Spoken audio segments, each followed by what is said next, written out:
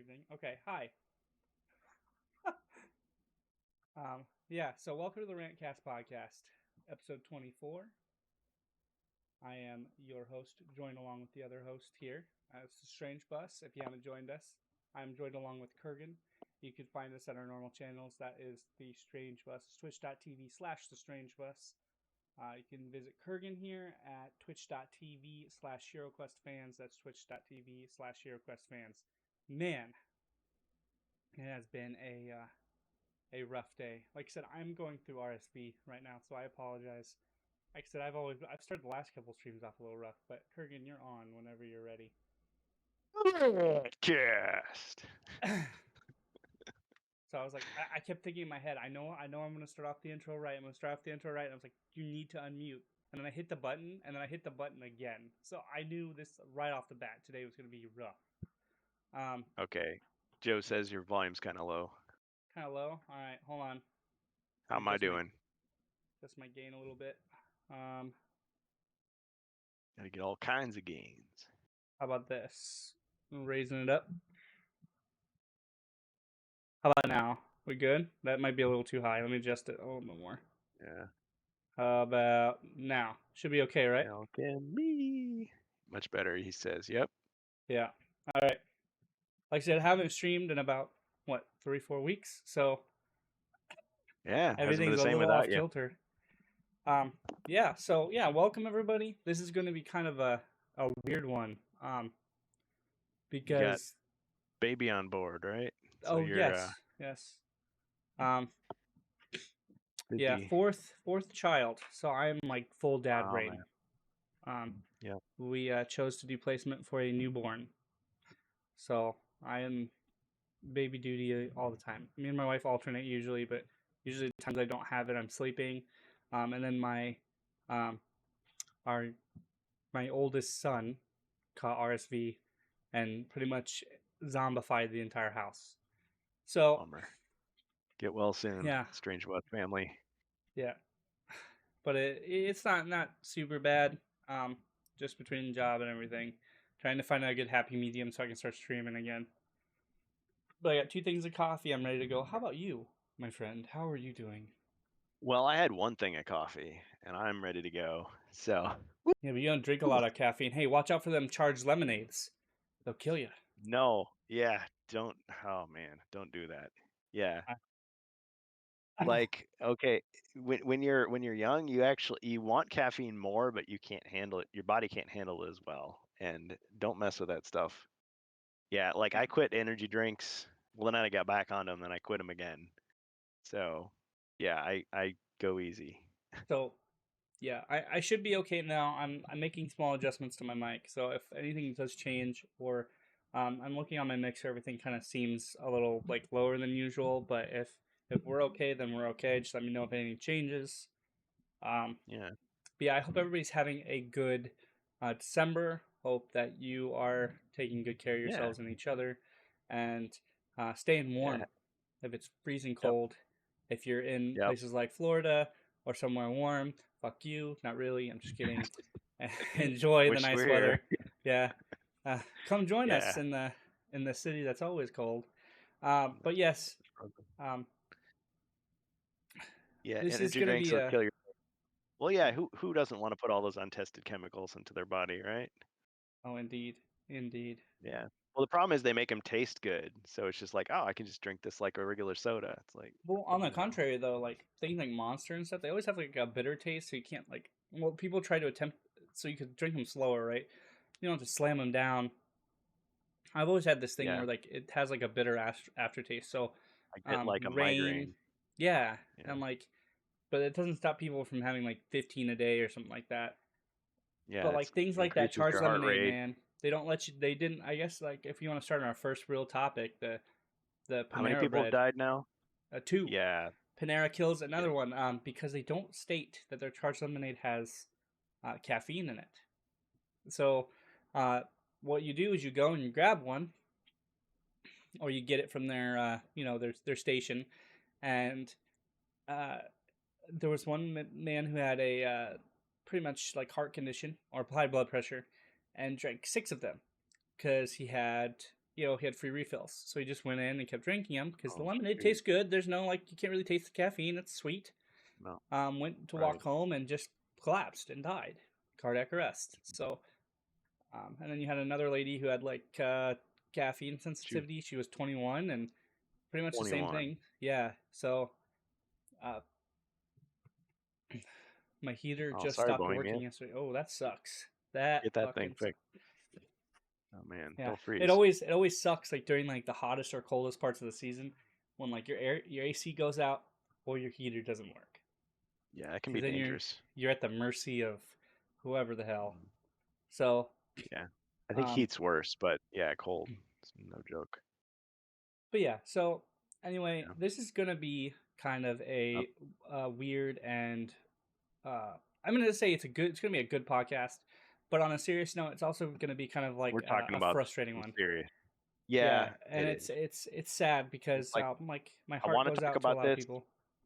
Yeah, it's like I want to talk about this, but I don't want to have to talk about it. Yeah, no, and nobody should have to talk about this. And the reason I'm saying that is like it always happens. I'm not saying that shit like this doesn't happen, or doesn't have to Yeah. come to blows for certain reasons. But the reason this happened and the time it happened shouldn't have had to come to that. And that's the reason I played our Christmas vacation snip right there.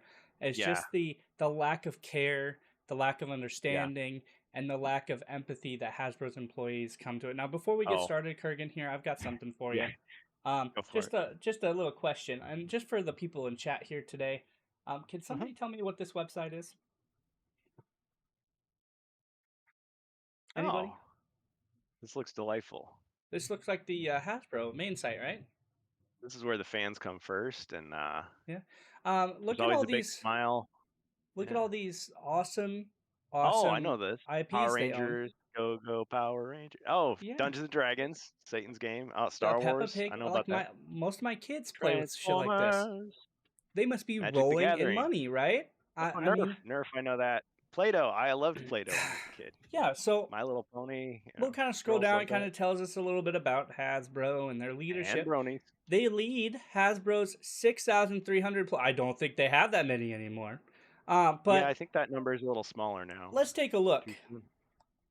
at Oh, our executive leadership because I'm pretty sure all these people are still working today. look, they're all smiling. Well, that one guy's not very smiling very much, but they're all, yeah, they look really happy. Look like They're they're all, having a good time. yep, they're all looking at now. Well taken care of. Yeah. Yep. So, board of directors. Let's take a look at them too because I'm pretty sure I all these people are still I've working heard as of well. Chris Cox, but who are these other people? Guys on the fucking board of directors too. Yeah, but just I'll keep around just so you can grab some names, And like I said, I'm not saying we need to attack any of these people or whatever, but No Pinkerton. they do have information listed for emails in case you want to voice your concerns. Yeah, And contact. that is professionally, professionally voice your concerns. Strongly worded letter. Yeah. Yep. But I'm Go bringing back this one. up. I'm bringing. Oh wait, you want to go back to the board of directors? Who's that lady in the middle, at the bottom? Oh, Cynthia Williams. She's the president, Wizards of the Coast and Hasbro Gaming. Hasbro Gaming. Isn't that where Avalon Hill is? Yes. Oh, interesting. But Okay. just keep that name in mind, just in case it gets brought up in a conversation. But the point I'm trying to make, everybody, is the fact that these people are all smiling. They're going to have a wonderful Christmas. And sure. somebody down the line, either in this executive leadership or a little bit below them, decided that they needed to cut 1,100 employees, both in Avalon Hill and Wizards of the Coast, right before Christmas because their fucking shareholders decided that their goal was not enough. And that's about all we know, unless Kurgan has any other information. But the big thing to me is like this shit happens everywhere. Happens in gaming, whether it's video games, board games, happens in banking, happens everywhere. We no longer live in a world where the business is trying to make money, or trying to keep itself afloat. This company was not in the red. Not even looking towards the red. They were taking those people's money that they were cutting to cover the cost of their goal. And now, granted, we're close enough to Christmas that people probably got their Christmas shopping done and everything like that. They were probably given severance or not. I don't know. We don't know. They were probably given something to compensate themselves if they were high enough. Unemployment filing. Yeah, unemployment, Yeah. whatever. What I'm saying is that usually with bigger companies like that, we can speculate all we want whether they were compensated or not compensated. What I'm saying is the fact I that they hope were they were. cut during this time and they were left without the possibility of work. And if it was me in like my job or my last job, I wouldn't have gotten compensated. So I'm going to assume that's what happened. Now, I don't know for sure. It's just the fact that at the end of the day, um, losing your job, especially during like a big time like the holidays, Mm-hmm. is awful. It is. And over something like this, you know, all those people that we just looked at probably make hundreds of thousands of dollars a year. Um, and it's it's sad because even their bonus probably could have made up that goal, and they still would have been fine. A lot of these people make more money than we will see, or we would like to see, and it's a lot of places cut their costs at the ankles. And to me, a business shouldn't be cutting their company at the feet. If you needed to survive, um, and live, and you needed to eat one part of your body, you wouldn't cut your legs off first. You need to walk. A company shouldn't be cutting themselves at the legs, and because without these people, they don't have a fucking company. They don't have a company to work. They don't have the shit that gets released. We don't have HeroQuest. We don't have the big name stuff that we have because those people aren't the ones thinking about the IPs that they're releasing. They're just making the money.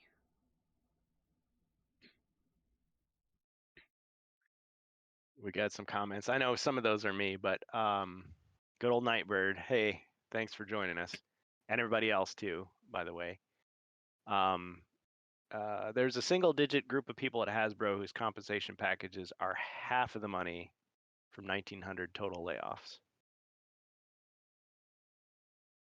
Apparently, Wizards of the Coast at least has a habit of doing this just before Christmas purge thing.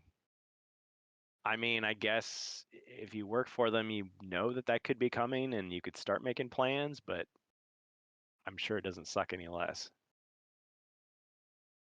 to Yeah, be in and that Hasbro position. was named one of 2023's most ethical companies, and I would like to know why. 2020, 2021. No, man, it's right here. Oh, really? Oh, crap. I hate to see who got. Gee. Well, I hate to see like who at 12th least year ethical. running. So, um, Man, if that's what it's so like. Oh it's yeah, Christmas is coming. Here's your pink slip. Thanks. Hasbro buys Oh, this award. well, I guess that would Wonderful. explain a lot, wouldn't it? We're the So, bestest company ever. I just want to let people know that like being an asshole to a company when a company's being an asshole doesn't make it any better. But I do Yeah. encourage people to call out a company Yeah. because they're not Yeah. going to do Because anything if you don't. there. Think of all the bad press that they got for the D&D OGL thing, and how mad people got. And I'm sure there were plenty of people that were like, "Oh, toxic fans, entitled fans, shut up. Who cares? You're not going to accomplish anything." And they backed down.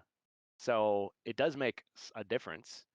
And does this mean that they're going to turn around and go, "Oh, sorry, our bad. We're going to hire all those people back"? Probably not. But their reputation deserves to go down a few notches, don't you think? Did Did they they back back down? down? Yeah, they did. Yeah, they did back down for the OGL thing. At Just first, they letting. said they weren't. At first, they said they wouldn't. And yeah, because he was here. Sometime we should discuss that. They did not back down. Oh, So here, just a. okay. Sorry. My apologies then. So we still going Okay. through the OGL thing because I haven't heard anything about it lately. So Icarus I was thought they there. were just. He was on the show. I have not followed it as closely since that time. So if I'm factually wrong about that, I Are they apologize. just kind of like lowering their guard a little bit until shit like kind of like the waters I cool thought they down? released I thought they released that source document saying this stuff can't be touched. Okay. All right. Well, I'll concede the point then. They're not touching it, but yeah, the open gaming license. Well, I know Paizo did their own thing with the orc license. He says they're doing it all without touching the OGL. Well, I know they're still doing that one D&D thing. Also, they're just gonna release their own thing without modifying the OGL then. Yeah, I mean they're trying. Wizards of the Coast is trying to pull people away from, having the GM buy the books and then then the players don't buy anything. They're trying to get everybody like on an app that you have to pay a subscription for, and they're trying to stop people from profiting from mods and things. Which, with the OGL in place, they can't do that. They can't stop people from making like a spin-off of D&D as long as you use like different names and terms and things. Sorry, it's been so long. I used to have all those facts at the tip of my tongue. Now I've forgotten some of it because I'm not a hardcore like D&D person. Okay, so he says they're going to make it so instead of selling on DT RPG, you have to be on D&D Beyond. D&D Beyond will require revenue sharing and all the other evil OGL 1.1 crap. Yeah, that does sound familiar. Like there was some chart and it had like, well, if you want to use this, then you have to be in this. Well, we'll see how far it goes. I mean, still with the older Yeah. one in place, and the fact that people can still just use their old stuff. Yeah. I mean, But I whatever. suppose they're hoping that they can get like Just new people who don't get know people on about the the old stuff. bandwagon of paying a subscription. Like the only Yeah. way I could see that is like I said, children. Right? They'll just run that for 10 years until the old guard gets Yeah. older, and the new people come in They and go, age oh, out of it. okay, yeah, yeah. Plus, So they will put all the good magic items as DLC. Well, right. Those books don't last forever, too. Yeah. I mean, it is possible to circulate stuff on the internet for no, but 30 years. there's also other ways to retrieve that stuff. But the big thing is, and like I said, you're right on this, is the fact that um, over a certain period of time, finding that stuff or getting Yeah. that information is going to be extremely hard. And Yeah. If you go to a people store and like all you me see is won't have a problem yeah. finding that information. Like I'll look until I get it. But like the average Joe who's like I just want to fucking play like D&D, like, or like you get Yeah. the a normal person who's like I'm so fucking sick of trying to look for the old stuff, they'll just fucking give up and do it. Or Yep. like a child who's just getting into that will just go for the new stuff. They won't like spend time trying to Yeah. look up, like, and that's what Yeah. I'm saying is like they don't You have go to to the touch store the and it says, "Oh, OGL. all we've got is a coupon code for D&D Beyond." Okay, let's go for it. That's what all my friends are doing. Some old guy told me that it's in a book. What does he know? Yeah. Well, So that yeah, he's right about the poorly bound books. So it's not just Games Workshop that gets criticized. I have a Champions RPG book, and man, we loved reading that thing. And the cheap glue that was holding together, like the whole thing fell apart. But I I've just got some wood glue. If I ever find all the pages, I'm gonna glue it back together. Yeah, they wanted to make it the new normal. Totally right. So, but yes, we're listing off all their sins from the recent past, the very recent past. I mean, that was just January. So the D&D OGL thing, the Magic the Gathering Pinkertons incident, which was the company's fault, and like they were very heavy-handed with that. And now this is the second string of layoffs that they've done. I forget what the first number was, but it was a few hundred people like earlier in the year, and now 1,100 more. And it does impact Avalon Hill. It's not just Wizards of the Coast. I know one of the cynical complaints was just the first, like, well, I hope it was the bastards that screwed up the game or whatever. But it's like, hey nah, Kurgan, it's sorry not. to interrupt here. Real quick, I'm gonna Yeah, take a yeah, quick BRB on my own. I'll be right back to join you. Just give me 1 second. yeah. Continue, okay? I'll keep talking. I'll Yeah, be right back. no problem. Joe Kozer says, I'll admit that it is nice having a digital copy of Pathfinder 2E for ease of searching, but nothing beats physical books. Yeah, yeah. I mean, to me, tabletop gaming is such a like a refreshing break from video games, from like apps and crap. Like I just love the fact that you can just like use your imagination and just come up with something. And you might still have that video game stuff in your mind, but it's like you get to pick and choose. You don't have to wait until, an app update comes through, or you don't have to wait until somebody releases, a mod that does what you want. It's just like, nah, let's just do it. Just make it up. Kurgan will keep talking. Nah, not a chance. Not a chance. He put that on. So we were just looking at this. Okay, I don't think Strange Bus meant that. We were looking at this like in a kind of cynical way. Like, oh, look, it's Hasbro. There's so much fun. And now they're ruining Christmas for a whole bunch of their employees. Yeah, I'm not on site. I can't change it.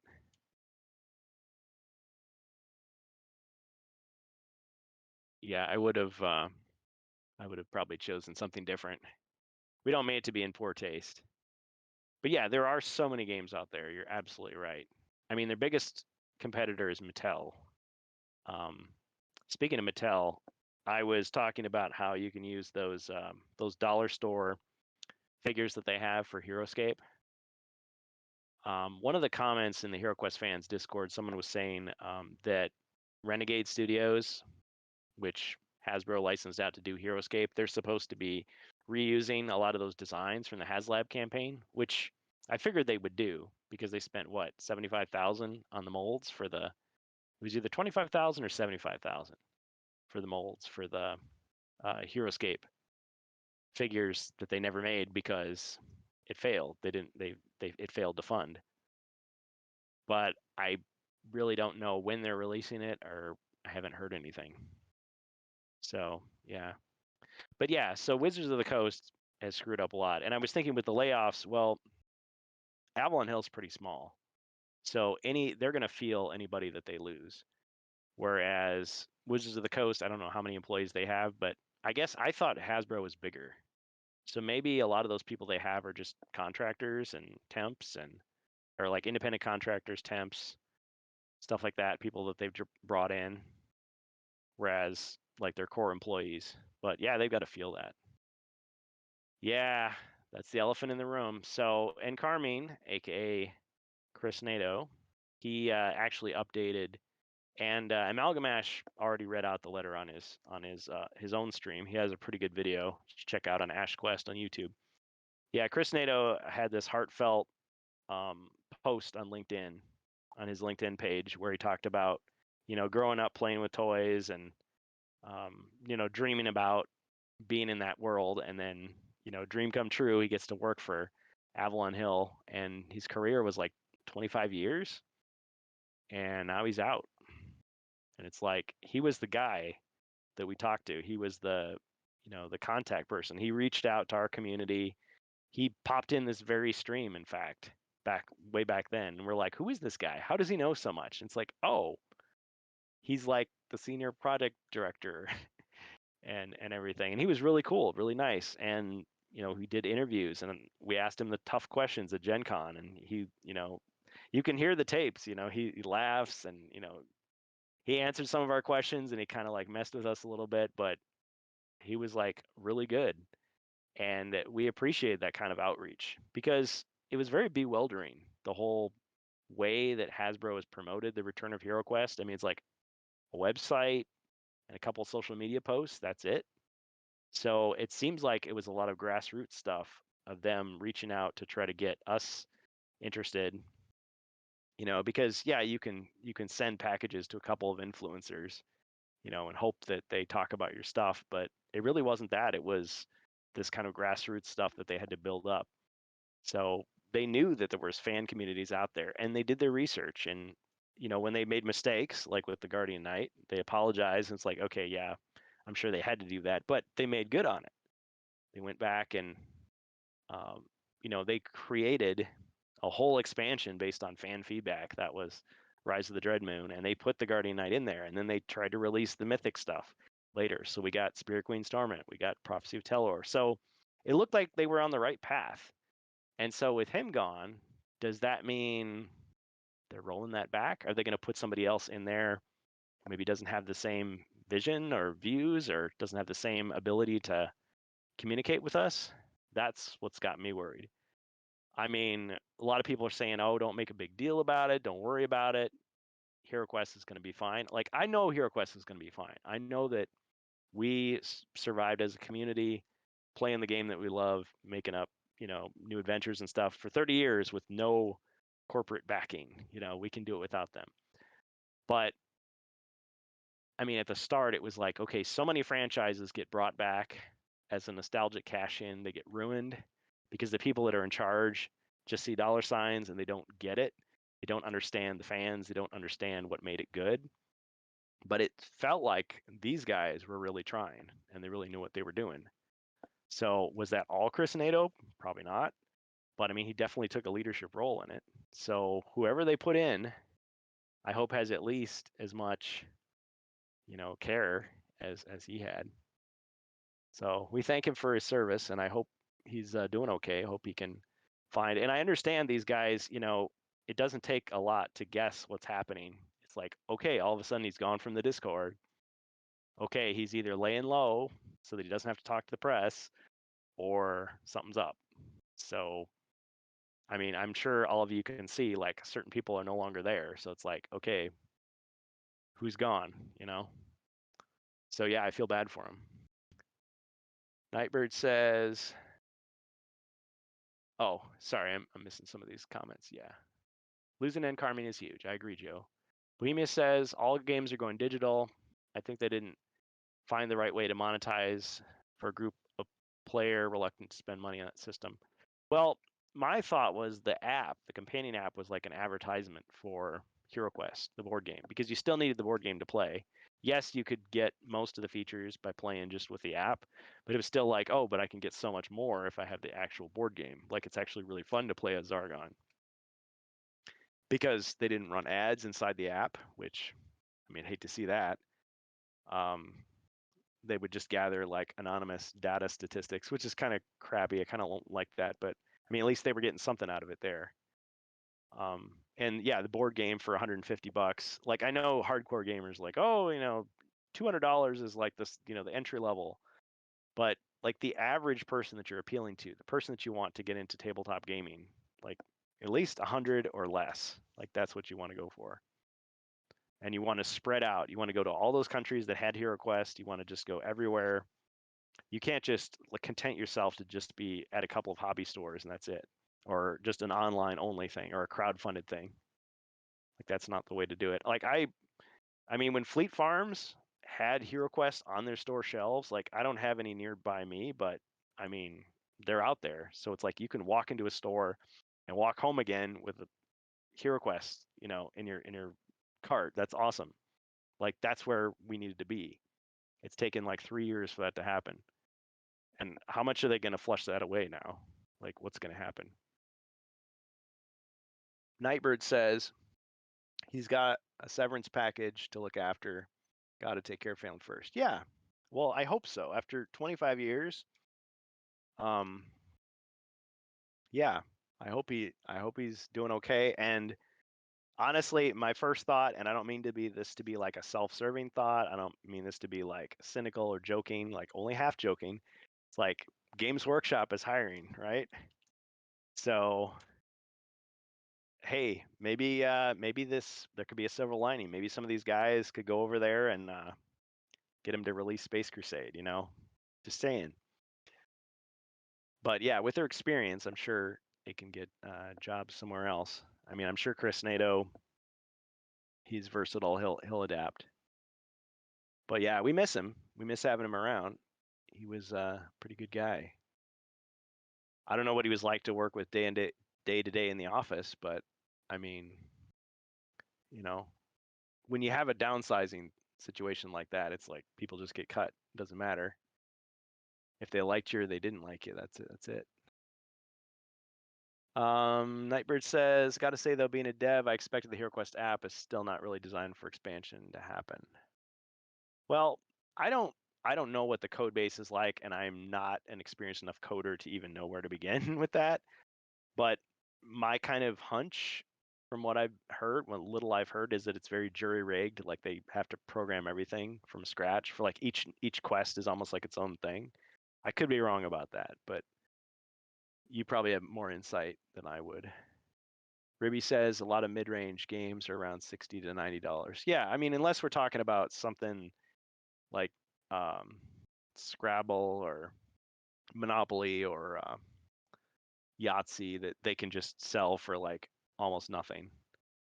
Versus, yeah, I mean, if you look at HeroQuest, there's like tons of plastic in the box. So it definitely stands out from a lot of these games where it's mostly cardboard and it's like a smaller box, like it's a deck of cards and some dice. Like so many, if you go to one of these game shops and you look at the back of the box, like a lot of these games, that's all it is. Just a deck of cards, some dice, maybe some wooden tokens. Well, not wood, like cardboard. Or if there's minis, there's like just for the player pawns, and that's it. You know, a lot of times they're not even sculpted. They're just like generic pawns. You know, a lot of deck building games. And then you get games like Heroescape, which were all plastic or almost all plastic, but they were designed to like keep buying booster packs to build your army. Similar to Games Workshop's model with the armies, except you weren't expected to paint everything. Like I was pre-painted, pre-assembled. And I know when they were doing the HasLab campaign for Heroescape, it was unpainted and people were mad. And then people were saying, well, you know, they would have to have like slave labor to make it painted and as cheap as you want it. So, but we'll see. With Renegade Games, they're supposedly going to break it up into manageable chunks. So it actually is still affordable in the long run for people who invest in it. Because a lot of people still have their own sets. So it's like they don't need to buy terrain. They've already got terrain. They've already got terrain coming out their ears. They would just want to buy like the new heroes or whatever. Let's see. Nightbird says, yeah, good to have you back. I miss having you on the stream. He says, HeroQuest was supposed to be a re-release of the original game with 2 expansions for those who wanted the full package and be done. Well, I've heard that, but I also thought that we made it not just that. Oh, I see what you're saying. Because that stuff appeared pretty quickly. And I don't know when those quests were written, but it almost sounds like you're saying like Prophecy of Telor hadn't been written yet, like they were actively writing it at the time. You know, like so Stephen Baker comes out with Rogar's Hall, gauges reaction, and then goes, "Oh, okay, now I'll write my quests." And Teo Sabadia maybe was writing it at that time. I mean, that might explain why there were so many typos, like if they were doing it like on the fly. But I thought that they always intended to have extra content, like really. I mean, you can write, like I've written HeroQuest quests. I'm not like a super writer or anything, but I mean, it only takes like maybe a couple hours at most to come up with a playable quest. And if you're going to write 14 of them, okay, so that's maybe 28 hours. You know, it's like a week's worth of work and you're done. And then you just send it to the printers, right? Is there more to it that I'm missing? I mean, it's not like they were. Oh, hey, welcome back. Yeah, we're talking. I just answered some of these questions here. Someone was saying you're running a Hasbro ad. Oh, yeah. Well, I was just doing something in the background because I didn't have anything for me to leave. Sorry, one of my children got sick, so I had to go help. Oh, sorry to hear that. Let It's me okay. just finish what I was saying here. So yeah, Ribby says sounds like the app was written like crap. Well, see, I know that for HeroQuest, they always intended for it to be a retail product. I remember when I was getting excited about that because I heard that a lot of people were saying, no, that's never going to happen. That's not what Hasbro does. That's not what HasLab is. But it's still, I think HeroQuest is the only product that they started in HasLab and then went to retail. I think all the other products have just stayed exclusive. So they're all just, if you want, you know, the Ghostbusters backpack or the Aliens Nerf gun, you got to go to eBay. Like, and the only other exception was Heroescape, and that one actually failed, as we know, and that's going to Renegade Studios. So they're going to release it as a retail product later, but it's going to be different than what they were going to come up with originally. It's going to be a smaller package because they realized $250, nobody's going to buy that. You know, loaded with all that stuff. I mean, it'd be a huge box. Nightbird. Chris So, told us at one point the retail release was our doing. so we can safely say though that HeroQuest was a success, though, right? Yeah. Well, okay. Okay. I want to acknowledge this. Fine. No, Icarith is right. He's reminding me of some things that I've forgotten about. HasLab happened. App was for that, and then the rest happened because of us. So Hasbro, if I remember correctly, Hasbro's upper management they were not convinced that HeroQuest was really as big as these guys were saying. So they were able to, I guess, show them that we cared, that there were enough people that wanted it, that it was worth doing beyond just that. So maybe they wanted it to do it. Avalon Hill maybe wanted to do it from the beginning, but Hasbro didn't necessarily intend that. Okay, it wasn't intended to be retail at first until they saw the fan reaction explode. Well, and then, fair enough. And then when we got to the Guardian Knight, they still weren't convinced because they were still making these small quantity exclusives, not realizing like that's not what people want. People want it to be like widespread. Like they can't react fast enough. These are not people that were just like staring at the HasLab page, refreshing it, going, I wonder what the next, crowdfunding thing is. It's like, no, I want to go buy this at Walmart or Target or whatever. Right. Yeah. Well, I would trust what he said. I mean, he never lied to us. Everything he told us came to pass. So if he said it and you remember it, that's good enough for me. But losing him is like a big deal. Yeah. So, Was he but too open? Was he too good? Is that what it is? Are so they gonna the next person gonna be more so closed off? I think we talked about this earlier, and it's something that Speculation. I want to bring. Yeah. Yeah. Well, yes, of course it is. Um, Hmm. is that sometimes some people don't effectively play by the rules, and there could have been some workplace politics involved, where like you can't really fire somebody for not exactly um doing all what they're told, right? Like they follow their do the rules and do their job well, but they bend rules, right? So during like stuff like this where they do budget cuts, because I've seen this happen, I've known people because I usually have, I have some contacts. I'm not well connected much anymore, but I have some anonymous contacts who will usually help me if I'm doing something like when I'm reporting on something or, Which is awesome, by the way. Shout out to those people. Well, we can't shout them out because they're no, anonymous. and But I don't usually like to mention it too much because it can cause issues.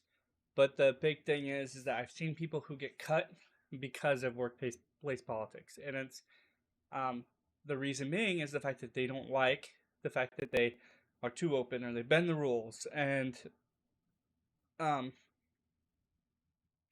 but I think in this situation, like Icarus is saying like he doesn't think that he got cut for any particular reason. But like I was saying before, sometimes if a company thinks that like they weren't doing what they wanted him to do, but he was doing his job or whatever like that, they would probably cut him and replace him with somebody they want instead. Because that more of a that yes does man, more of that a does happen. yeah. It's nothing like they really like. So he wasn't doing anything bad, but like he wasn't a yes man all the time. Like if Hey, he would come up with a hero quest like idea or that something. What's that up? that comment right there, I think I really agree with that. He says at least not for openness or anything. The stuff he said was very carefully curated. Well, yeah, and I that's what I'm saying 100% is 100% agree with that because he would answer questions without like fully answering it, and then later you found out what he meant by that. Like he'd say, "Well, maybe if we did that, we would do this," and it's like he didn't actually say we're going to do it, or like but we you would did be we mention would be yeah, like right before. So whenever I just want to say this one, and I'll get back to you. So every time there was about to be like a big like announcement, he would get us talking about something else, thinking about something else, and then it's like surprise. But then so it's like, oh, he faked us out, but then the next thing would tie into that first thing. Like I felt like that was a pattern, so it's like he didn't lie to us, but he did kind of get us thinking about something else. okay, but that's probably So not what Hasbro is looking for, right? It's like Maybe I not. said, like I said, I don't know everything. I'm just speculating I'm here, right? sure, but see, I'm sure these guys followed orders. Why? Otherwise, it would be something like, But well, I don't office know. politics plays a role, right? It does. Like shit Well, if you're happens. going to People fire don't like person somebody. A, you're going to fire person A or person B. Well, I dislike person B, so he's going to get fired Yeah, before person person A. B makes my life difficult. So he comes up to us with a lot of fucking ideas that I just don't want to go with. So we could put him in with another person. But like I said, a lot of it seems a little heavy-handed, right? I'm just saying it's shit like this does happen. It's happened.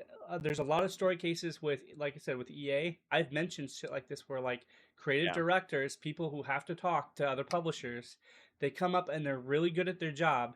They do exactly what in Carmine does, and they will walk up and they'll be like, "Hey, look, this is our idea. This is our slice of the game that we have. I'm going to present this here to you. This is what I think needs to happen. And this is our budget. You gave us this amount of money. We need 2,000 more."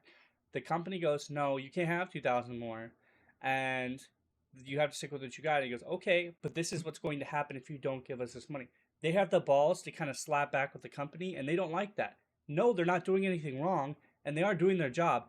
But the person at behind the desk doesn't like the fact that they're telling them off, and that's what I'm saying. Is uh, like I said, we don't particularly know what Carmine does behind his desk unless he's telling us.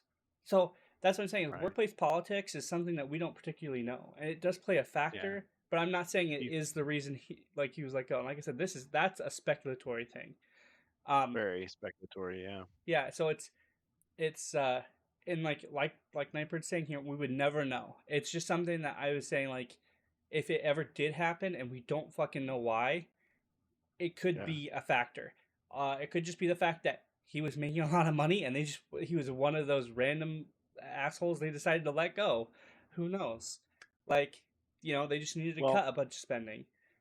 I don't think I ever heard him talk bad about anybody. Like if you like, I remember when people were bashing like Games Workshop because people bash Games Workshop. It's like, yeah, they make some questionable decisions. But he was always saying like, oh yeah, I know people who work there. Good guys. We enjoy working with them. It was always positive. So I'm I also thinking, yeah, if you have friends in the industry like that, you're probably going to be fine. Like I mean, you're I'm probably going to not be able to saying find. that he's talking bad about people. What I'm saying is the fact that Well, like on the some other people hand, just say there's yes and some people say yeah, yes, but you know what I mean? yeah. They fight Well, back and with their ideas. yeah, I get it. Yeah, they can stress people out. It's like, why can't you just like go along with what I'm saying? Well, and I'm saying also because of his position, he's a diplomat. So he might have held back things that he really thought to say the diplomatic thing. Like I mean, I think he teased us a couple of times, but I mean, he was always like positive. He was never like, 'Cause I'm pretty sure in order to get a lot of rude. the stuff greenlit, he has to take the stuff to Hasbro, right? Yeah, so he If I has to remember the be position you told me that he runs, he probably has to talk to Hasbro with a lot of the stuff, right? Yep, yep. So he has to be Okay. able to negotiate. He has to be able to, yeah, overcome So objections, if present. there was just any Oh, like yes man at that desk, we wouldn't have gotten a lot of stuff greenlit. So he has right. to have like talking skills, has to be able Yeah, to talk to leadership. people. Right. Exactly. You have So to be able to sell those ideas. So the question is, like, was he too good at it? Maybe the next person would be like, they'll pick somebody who's more compliant or more, I don't know. Don't know. We don't know anything. But we want to well, know. We're no, and curious. that's another thing, Nightbird, is it like I said, we've had tons of reasons why here, and I'll kind of put my foot down on this right now.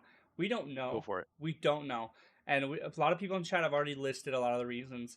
The biggest thing I have here, because like I said, when I heard about this news, I was really fucking upset. So Yeah, me all too. I'm gonna Me say too. here I'm is still pissed about it. I'm really sorry, and this is his name is Chris, right? Yeah. Yeah. So to Chris here, our hearts go out to you. The fact that you had a really good position, um, and we hope that you find like what you're looking for in your next like big career. We hope you're doing okay, and Yeah. it's a tragedy that you're leaving your position. Well, Any not by choice, but like, um, and anybody check out the article he wrote on his LinkedIn. I call it an article. It's just more like a blog, but he had just a really good, heartfelt like story about his time in the industry, and basically just saying like, reach out to your fellow coworkers, especially if they've just lost a job, reach out. And if he had anything to say to us, it would be, keep that fire going, you know, keep the fun going, spread the good word about HeroQuest, all that work that they've done. It's like, don't let You it go know, to waste. Just keep it going. that brings me to my next point here is the fact that there's been a lot of instances where this sort of example has happened, and CEOs or big heads up in the company have factored their salaries and have cut 25% to 50% of their bonuses to cover for sales losses. For example, in 2014, Nintendo CEO Satoru Iwata took a 50% pay cut for 5 months to atone for losses, um, while other senior executives were foregoing 20 to 30% of their salaries. And, you know, and that's because like sales for that time around December 2013 fell 8.1%, and that's because that sales fell in the billions. So to make up for it, instead of firing people, they decided, or letting people go, I guess they decided to make that up themselves. And like I said, I'm not saying you have to do that every time, but when you're looking at a crisis that isn't like your business personal, like oh shit, the business might be tanking. This is just a sales loss, Yeah. for your Well, shareholders. That's a did you you tell me deal. that the Nintendo guy took a pay cut That's for something? I just explained that just right now. Oh, I was Yeah, I was distracted with the comment. Well, yeah, did that's Elon Satoru Musk do that Iwata. too, or I don't know okay, about him, but like the big thing here, and okay, this was like almost 10 years but ago, right? But like this was a but it's big one. rare. He took a fifty It does percent pay happen. cut, and Sorry, like that's 50% Uncle off his Zargon's going yeah. senile here. Yeah, so like I said, Satoru Iwata at the time took 50% True. for 5 months, 50% pay cut for 5 months to atone for sales losses. As Yeah. While the senior executives took 20 to 30% for the same amount of So time. it can be done. Yeah. It can be done. It can be done, but but a lot of companies don't. They think that the smaller guys can go and find other jobs. It would suck if we took that much money off of our bonuses or off our main salaries. Yeah. And these people I feel. invest in like a lot of their own personal stuff. They have a lot like multiple Mhm. houses or nice houses. They Yeah. have They got bills. lifestyles. Yep. Yeah, To okay. maintain. Yeah. Well, and I feel like Avalon Hill is suffering for the mistakes of Wizards of the Coast, but maybe I shouldn't say that because I'm sure Wizards of the Coast lost more employees than Avalon Hill did. Because they're a And bigger let me company, address. right? Yeah, I mean, even though they're all under the Hasbro umbrella. So let me just address some of these comments here, acknowledge them. Nightbird says, I think the thing we can guess for sure is that Hasbro needed to cut a fuck ton of spending. They weren't too discriminate about it. Who, as long as it wasn't the people who made the decisions of who was out. The biggest reason he was likely in the block is that they can put someone, see, here's the key, in his job who's half his age and will accept half his pay. I could buy that. And that's shitty, Well, but we talked about yeah. that before as well. Yeah, like I said, it's Yep. just, um, you know, and like I said, So you'll no, probably no, get some asshole who is a yes man who just takes half the pay and isn't as or creative worse, as Chris. wants to take the game in some bold new direction that's completely It's wrong. awful. Yeah, Yeah. bold Like so new many other direction. franchises. HeroQuest Yeah. Beyond, everybody. Yeah. Like the fans don't know diddly, so we're just gonna reinvent it, and you're gonna like it. And if you don't, it's your fault. It's like, no, it's Best your of luck fault. in new career moves for all that involved. That lost their jobs. Yeah, Yeah, man. and Berg replied saying, "Really hope it's not a reflection of HeroScape not happening. HasLab is its own dumpster fire." Yeah. Well, licensed it out to Renegade Studios, and they're supposed to be making it. But yeah, it makes you wonder how far along are these projects. I have nothing to base this on other than the money they've invested, but they made those molds already for the HeroScape figures. So I guess they could just they could auction it off to somebody, but like, wouldn't they want to just get something out of it? Like they'll make it. I don't know. They make it into something. They make it into Right. play school toys. I don't know. To respond Something. to Joe's comment there, I don't foresee Hasbro doing bad. You said if the companies are doing that bad. For me, it's usually the companies try to hit a sales goal. I believe every quarter or something like that, if I remember right.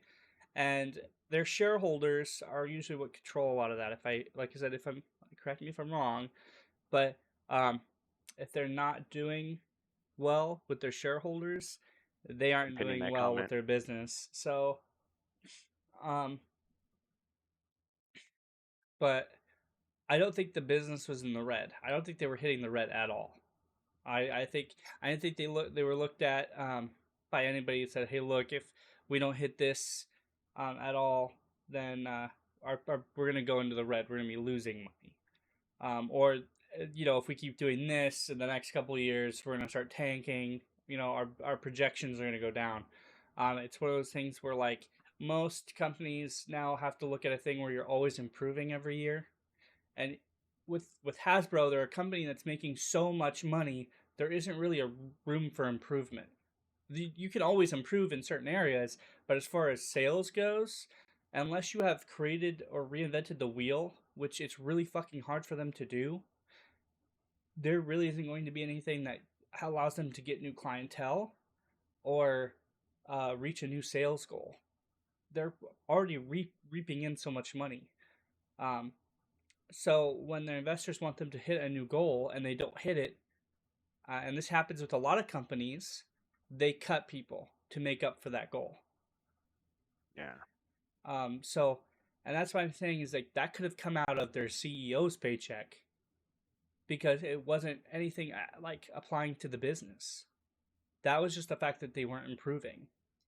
They were just Yeah. meeting. They were meeting ends meet. Well, I heard it was an 8% drop, but then the one article I read said 13%. Oh, so they did take Since a drop.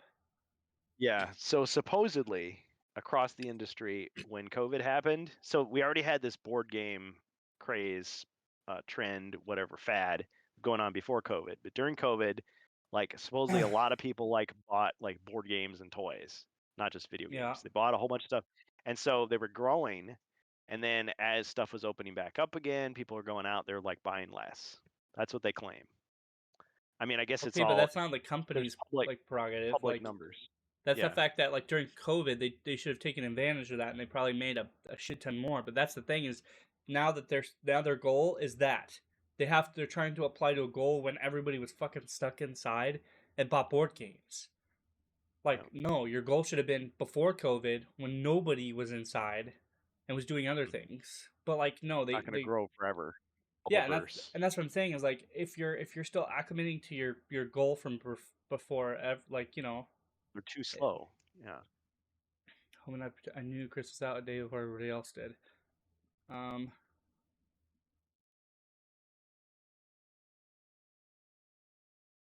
no, yeah, and he says he'll be all right.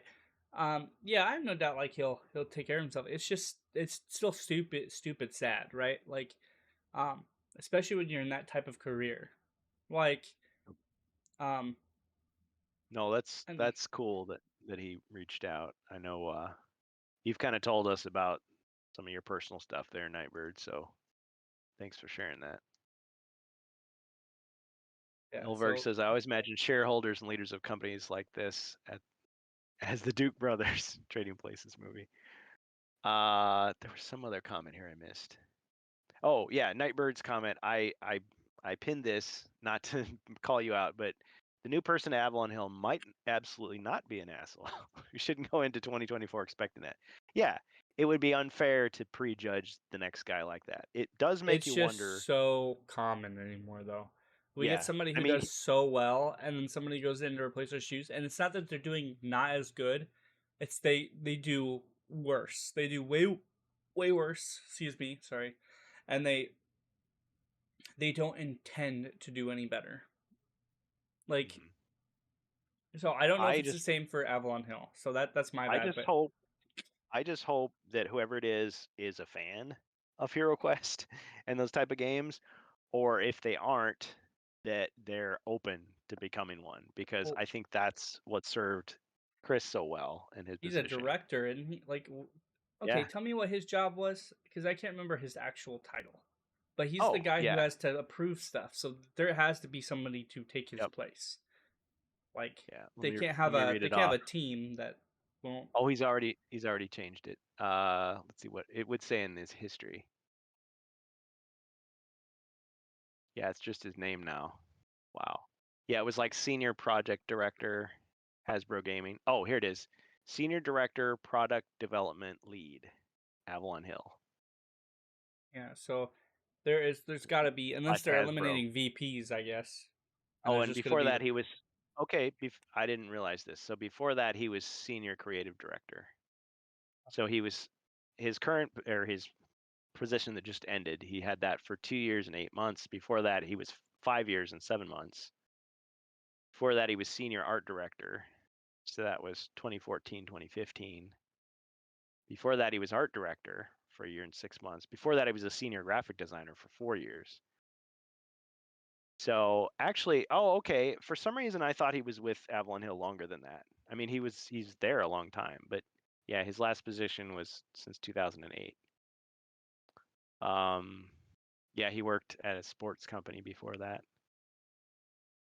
Okay, yeah. So I was thinking that he was one of the first ones that came in after Avalon Hill was bought out, but I don't. I guess I was wrong about that because that was '98, and Jeez, he was still in m- school. misinformation, Misinformation.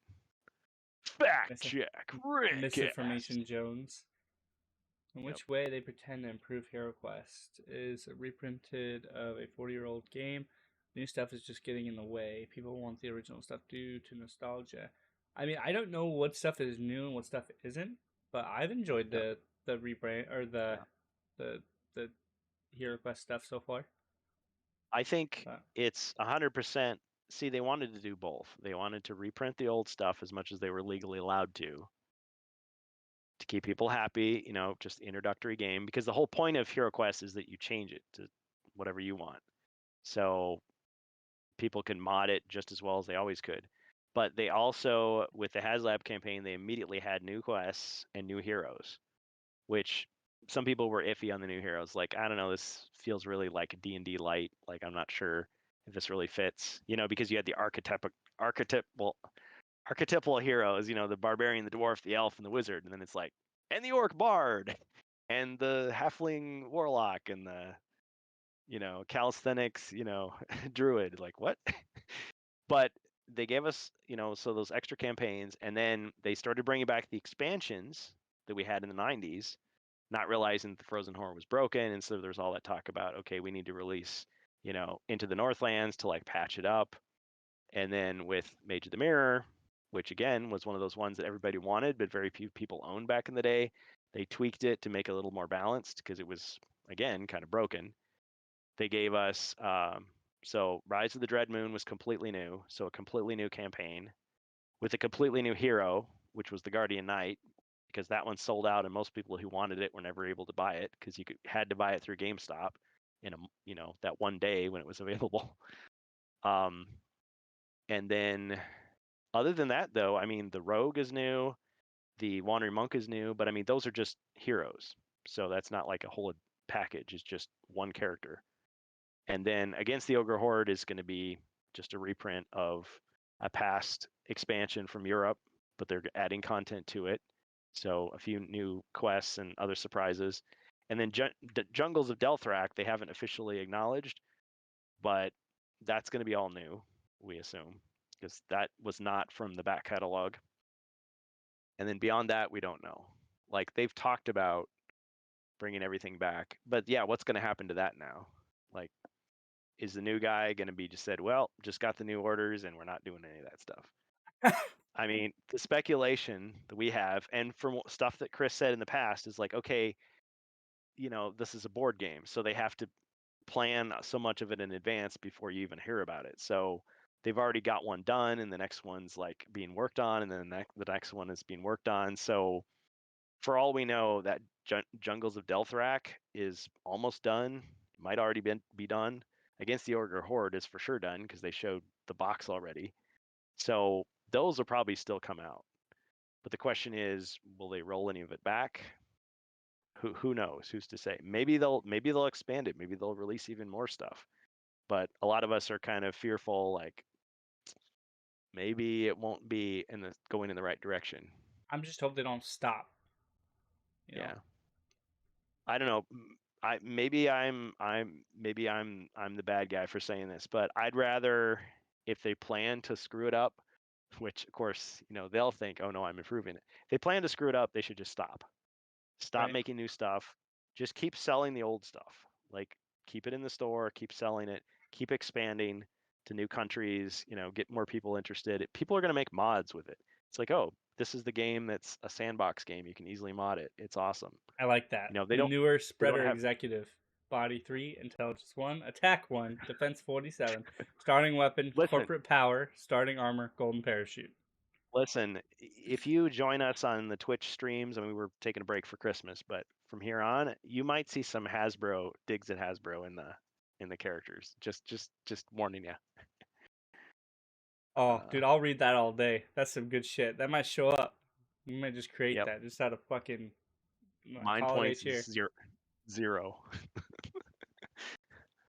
Yeah, we're not out to betray anybody's confidence. We're not trying to embarrass anybody. Well, maybe the top brass need to be embarrassed. Maybe they need to Like I be a said, the little only bit. way you're gonna get anything done is by letting them know. So Yeah, you can find all their names on the Hasbro website. If you need a screenshot, I'll send it to you because 10-1, if it gets really really hard, they'll probably take off their names. So man, that'd be so embarrassing. Like, listen, we obey the law. Don't do anything stupid, but strongly worded letter to your just annoy them. Like, that's what I'm saying. It's like vote with your wallet. that's the big Vote thing. with Is your like, wallet. yeah, Vote with your wallet. or Yeah, vote with and your I mean, wallet. Yeah.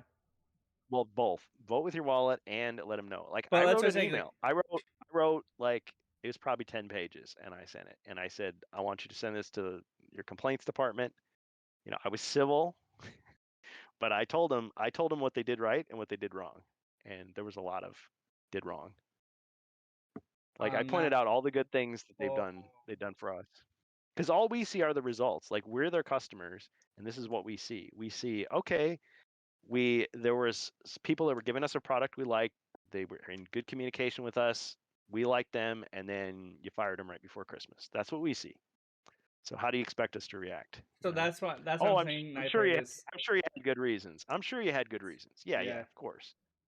if you support HeroQuest, spend your money. So that's what I'm saying is like if you don't have if you don't want to like not vote with your wallet because you like HeroQuest, I'm not gonna blame you. What I'm saying is like take the fight directly to the fight to the executives. Show them how you feel because they're having a nice Christmas. 1,100 people just got the news they will not be working because their shareholders didn't meet the quote or they took a 13% profit loss. So, and like I said, we showed you at the beginning, Hasbro owns a lot of fucking IPs. There was other ways this could have happened. Berg answered it. Yeah, no, he has been at Hasbro a long, long time before he went to the Avalon Hill. Because, yeah, it was just under Hasbro Gaming. Good point. Yeah. Fair enough. Mutters something about job that involves the Ravens Veil. Well, if there's secret plans afoot, I certainly don't know about them. Nobody's told me. Let's see. Hasbro Wizards of the Coast, instead of learning from failures and fixing the issues internally, instead have chosen to burn it down to the ground. Get rid of your creative directors, leaders, and refresh product lines. They themselves will tarnish. Okay. Stephen Baker was right. He told them to learn from failure, play Rogar's Hall. So you need to send those executives to Rogar's Hall. Let them get their butts kicked up and down that quest for a couple of hours until they learned humility, and then send them back. Maybe they'll come out a little wiser. So not even 1,100 people. We're looking at what, 1,900? Yeah, 1,900 in total. 800. So yeah, that's a lot of fucking people. Yeah. And yeah, that's crazy. But here, just at least in my finishing point, because I can't play any more Christmas Vacation, I'm just gonna leave it off with this. I'll let Kurgan finish after me, but to everybody, even those that lost their jobs, I just have one thing to say to you, and that's where do you think you're going? Nobody's leaving. Nobody's walking out on this fun old-fashioned family Christmas. No. We're all in this together. This is a full-blown 4-alarm holiday emergency here. We're gonna press on. We're gonna have the happiest Christmas since Bing Crosby tap danced with Danny fucking K. Hallelujah. Holy shit. Where's the Tylenol? I've got some eggnog in my fridge right here.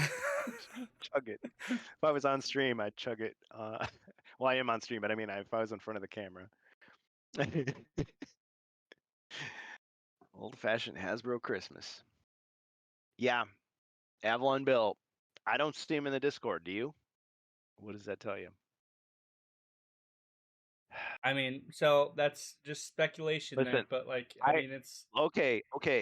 I made fun of the lame jokes that Zargon made on Twitter, right? We all did. If that was him, listen, I take it back. Those were the funniest jokes ever.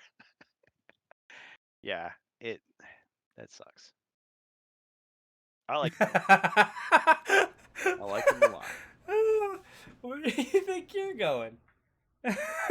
Where do you think you're gonna put a tree that big? Bend over and I'll show you. You can't talk to me like that. I was talking to her. He's got the hockey mask and the chainsaw. Yeah. Or no, I wasn't talking to you. Yeah. Yep. Yep. Yeah. So I would just listen. If you watch, I mean, anybody with eyes can watch the Avalon Hill Discord, and if you see somebody like a moderator who's suddenly not there or has a different name, what does that tell you? Like either they're lying low so that they don't talk to the press, or maybe they're one of the people that got let go. Yeah. I mean, we can piece these things together. Yeah. Do you really think executive experience humility? Well, I don't know. It's like those people that say like the person who would want the job is the one maybe that shouldn't have it. Well, it's like my 3 or 4-year-old, right? When they do something bad and nobody like looks around and or shows it to them, or they do it to them and they're hiding, you know, and they do something bad like in their room and they're alone. Do they experience the guilt of doing something bad? Not really. You know, you have to show them why it's bad. They need to get caught. And like I said, it's same thing with some big death shot. They've been so fucking rich and so fucking up their ass for so long. You know, they need to have their nose shoved in it in order for, you know, them to actually experience any real fucking human emotion. Yeah. Yeah, to the founder of our feast, Mr. Scrooge. Mr. Scrooge. So let's all say grace. Grace? She died passed 30 away 3 years ago. God bless her. Like I said, it's not a perfect film, but man, it sure has a lot of great moments. I mean, it's hard it's hard not to laugh. And some of it you can identify with. I mean, like I was also thinking of not a holiday film, but Office Space, where it's like if you take my stapler one more time, I'm gonna, and they move him down to the basement when they're trashing the printer. Just, sometimes, hey, with all this news, if I woke up tomorrow with my head sewn to the carpet, I wouldn't be more surprised than I am right now.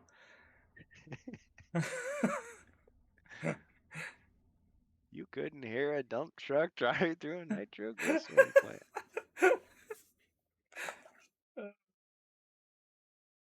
We're a family. Damn dysfunctional one, but we're a family. Stick together. We'll be all right. Yep. Yeah. So anyway, yeah, we feel bad for the people who lost their jobs. It seems like the wrong people lost their jobs. No, like really. Yeah. Yeah, and I mean, really, at the end of the day, if we really want to put it like anybody losing their job sucks. Even the higher ups, like everybody needs to eat, everybody needs to get paid, everybody needs to live and be comfortable. That in a perfect world that would happen, but really, let's be sensible here. We kind of live in a backwards ass society where we think that cutting the lower end folk is appropriate as opposed to I have $300,000 a year and I'm using up a good chunk of it in my lifestyle, so I can't give it up. Yeah. You know, I I mean, I'm probably way off with that number. They're either probably making more or less. I don't know, but like You got to pay they for make the a upkeep fuck of my ton of mansion. money. Yeah, and Isn't that's what that I'm saying is, public?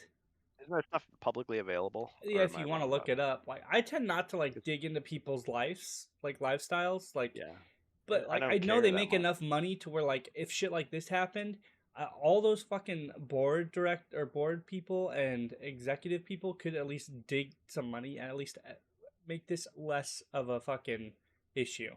Like if the news said, Yeah, well, the board like sacrificed 20% of their bonus this year and still had to let go 800 people, I would be a lot more fucking like understanding than, oh, we had to let go of 1900 people this year. yeah. So, Of a company that's not that because big to begin with. yeah, all of those 1900 people aren't all finding jobs immediately.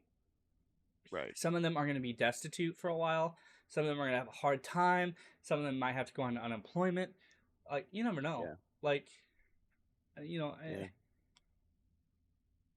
and that's what I'm saying is like, if I had as much money as like one of those guys did and I got fucking laid off, or like if I was an executive, I would have at least some form of cushy like fund, Hmm. and probably if you're an executive, you're getting severance, so you're Yeah. okay. And ten Yeah. to one, most CEOs and big executives can find another job because their resumes are padded. So like that, and that's what I'm saying is like it's not hard. They just don't want to Hmm. fucking do it. Yeah. So I have no loyalty to Hasbro. I mean, the brand, it only means what it means. I mean, it's associated with toys I liked when I was a kid, but when they do crappy, underhanded stuff, like it hurts the reputation. It I'm makes buying used me from now associate. on. Yeah, it's like That's NECA. Like when I see the NECA label, I'm like, crap, is what I immediately think in my mind. So now when I look at Hasbro, I'm gonna think like Grinches, Scrooges. that's These are the ones that laid off the people right before Christmas. Like, oh, we're the family-friendly, happy-go-lucky, company, that screws people over. Yay! Like, and the people that are still working there, like, good like luck to my you. head would be like sinking down to my chair. Like, I mean, you gotta So do what you gotta do. I have But been it's like released this. I have been released this, and this I can they're tell you. not I the told ones you this that, earlier. yeah, fire all Um, my friends. um, I told you this earlier. Mhm. They are right now under pretty heavy scrutiny. Like, and we're talking like this is like your traditional like office workers and Du- stuff. Dukes They of are Hasbro. Sorry, just had to acknowledge that. Yeah, go on, go no, on. they are being told not to release information. So I don't know if there's something bigger at play, but that's all I got from my sources. Because they won't touch this with a like 10-foot pole right now. So whatever's going on, um, I don't know if it's something big or just the fact that like they're in the middle of like a kind of like an like not a public investigation, but like something where like they don't want whatever's going on to be released besides the layoffs or whatever. I don't know. Um, So, but I know like so a there's lot of more. big companies, like there's a company that I used to work for that was really heavy on like social media presence and stuff. So if they ever had to do shit like this, it was company wide emails that they would send out, Oh just letting yeah, people know. don't And it's not like don't like talk a to the press. yeah, it was just something like that. They were nicely reminding people. Um, but like if you Don't did, badmouth the you were company. under like it could be it could be like termination, or you could get like Disciplinary. disciplinary action. So it's kind of like one of those things where it's not like you're being told like you're gonna lose your job immediately. It's just one of the things where like Be some careful what people you will come say. in and exaggerate their stories and stuff like that. So no sources are coming up to them unless like they're legit sources and they're talking to like higher up people. Right. So Well, and the thing is, there's people in our community that talk as if they know things, but we have no way of verifying. yeah, Like, are they do they have real sources, or are they just making it up? Or are they guessing? You know, or are they the people with different identities? Like, we don't know. We're not internet detectives. So it's hard to know what's real, but I mean, you can read Chris's article. That's what he said. So that's out there. And maybe we'll learn more as time goes on, or maybe we won't. But it certainly hurts the reputation in the public mind. whether they thought this was the best decision or not. It hurts the reputation. And It really it's does. sad.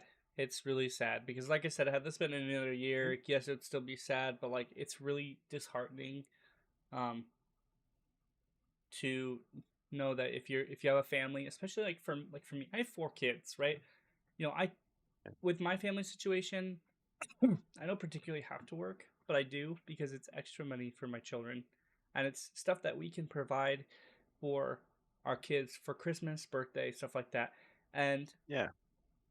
if you're one of those people who just bought something nice for your kids, or if you just got a new Oh. car and you did stuff for Christmas, and you just spent a whole bunch of fucking money, and then here we are, mid-December, and you just got told that you lost your job, and it's out of nowhere, right? Because this isn't something that like you planned. You didn't do anything wrong, and you aren't getting anything supported with this. Then you're done. Like you have to figure out how you're gonna make up for that. Some people have to return gifts. Some people have to figure Hmm. their shit out. Like, um, that new car you just bought, you might not be able to pay for it. A new Yeah. house, um, life changes. And some people got like Hmm. maybe some of these 1900 people, one of them probably just got promoted and then like was like, oh cool, I can get a new apartment or I can get I can do stuff now. Like, and then all of a sudden they're Yeah. not working at Hasbro no more. Yep. So now they have to find something either equally or similar, and they have to figure out how the fuck they're gonna pay rent this Yep. Christmas season instead of buying gifts for their family, whether they have kids or Yeah. not, like for their mom or stuff like that. And like Instead of this is enjoying shit. themselves, they're going Yeah, to be this stressing out about trying to make ends meet for the next shit that couple months. like these assholes, if I can go down again, shit that these guys probably have other people that do for them. Yep. So Yeah, it's like you need any snow shoveled or landscaping or need any yeah. roofing done. So and that's what I'm saying is like they live completely different lifestyles from us, at Yeah, least on they're a probably different level. And that's what I'm saying they is may like be completely out of touch. you don't Yeah. you don't have to be like I don't know. I just like I said, I think about people in this sort of situation, and it really does make me sad because like I would hate to have 4 of my children myself without a job and like look at it like, oh fuck, how am I gonna give them a nice Christmas? How am I gonna pay to live? And Yeah. it's probably gonna Well, take me at least a month to get a nice job. I'm gonna be yeah. working at like I don't know retail until then. Yeah, be a mall Santa. Yeah, so um Sorry, that was I don't know. But like well, daycare shit like that. Like it's just all that stuff I pops was up. thinking bartending. Like I was thinking like, okay, as far as these Hasbro guys go, it's like you're working for Santa Claus. Like you're one of Santa's elves, and it's like, oh, Santa Claus just fired my ass. Like, Oh, sorry. That I didn't mute that. My bad. I like sorry. coughed because all I remember is So like the Santa Claus with the plastic Santa. the Santa Claus. Oh man, Don't call me, don't call me a toy or something. It was like the second one, the one that was really bad, but I like it gotta. just reminded me of that. The first one is the best. Would you say? I Yes, gotta it watch was. it again. How do I look? Okay. Nice. Yeah, I remember Yeah. that. Some of those movies, like when they came out, I just wrote them off. I'm like, that looks really stupid. But over time, it's like, not so bad You're compared to supposed some to of the drink crap the that comes milk. out now. I'm lactose intolerant. The Santa Claus and Elf. Okay, Nightbird says, in my case, I just know a little about corporations and getting shit made in China. Yep. Yeah, that never sat well with me these last few years. I mean, why can't they be like Reaper and like have Reaper Bones USA? Like it costs a little more, but it's a little nicer to be able to buy that stuff domestically, Yeah. and it's better quality. So yeah, Um, according to what we know, yeah, looks like don't as don't stuff as much as the stuff that's been announced for HeroQuest, right, Kirby? That's still coming out. Anything okay. else is kind of They on the have not table. they have not said one way or the other, but a lot of us are speculating exactly along the lines he is. And I think there's a lot of wisdom and logic in that because they don't seem to want to waste anything because they are still trying to save money. Like I remember hearing the horror stories about 93, 94, whatever. They were like throwing like copies of Mage of the Mirror Frozen Horror that were unsold like into like wood chippers and stuff. because they had to get rid of it because they couldn't sell it. It's like, couldn't you just donate to a kids hospital or something? Yeah, you want to make the kids cry because it's so hard. They can play with the toys. Yeah, but so just like they're taking the HeroScape stuff and they're sending it to Renegade Studios, like do something with it. Probably by the same token, they're not just gonna like cancel all the stuff and refund everybody's money. So that makes a certain amount of sense. So we've got a year's worth of expansions coming. But Cool. are they really going to maintain it? Would they let the supplies run out and not make more? Like, we don't know that yet. They haven't said, but it makes us wonder. Like, if are they saving money just by firing people? Or are they going to save money by cutting back projects?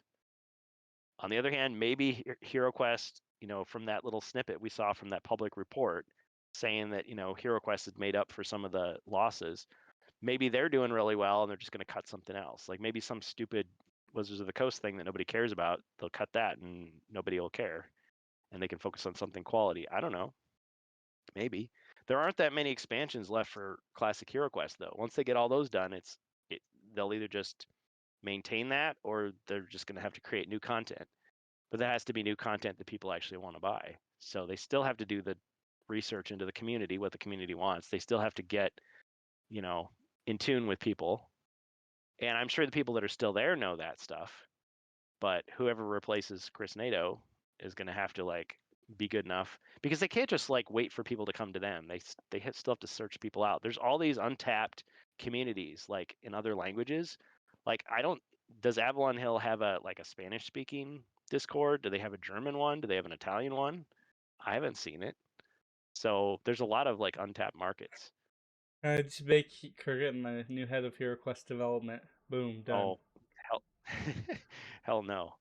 I mean, I certainly love to work on something like that. I'd love the money, but man, the stress, dude.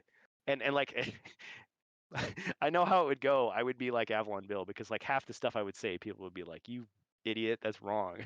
I'm like, "Well, the crossbow works like this, but you can do it do whatever you want. Please don't hurt me."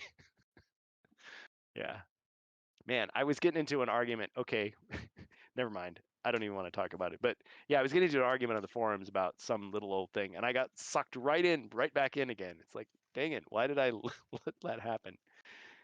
It's just a game we play with one another, arguing about the rules. Cutting and carming was a way to cut in quality. Did you say it was senior director was his thing? Yes. Board Senior game director. design? Let's see, what does it say? Senior director, product development lead. Okay, I was gonna say there's a senior director board game design position that's up right now. Oh shoot. Well, I have 0 years of experience in that field. I'm trying to see what's up so that like they probably like. Hey, put in your application. Put in your application.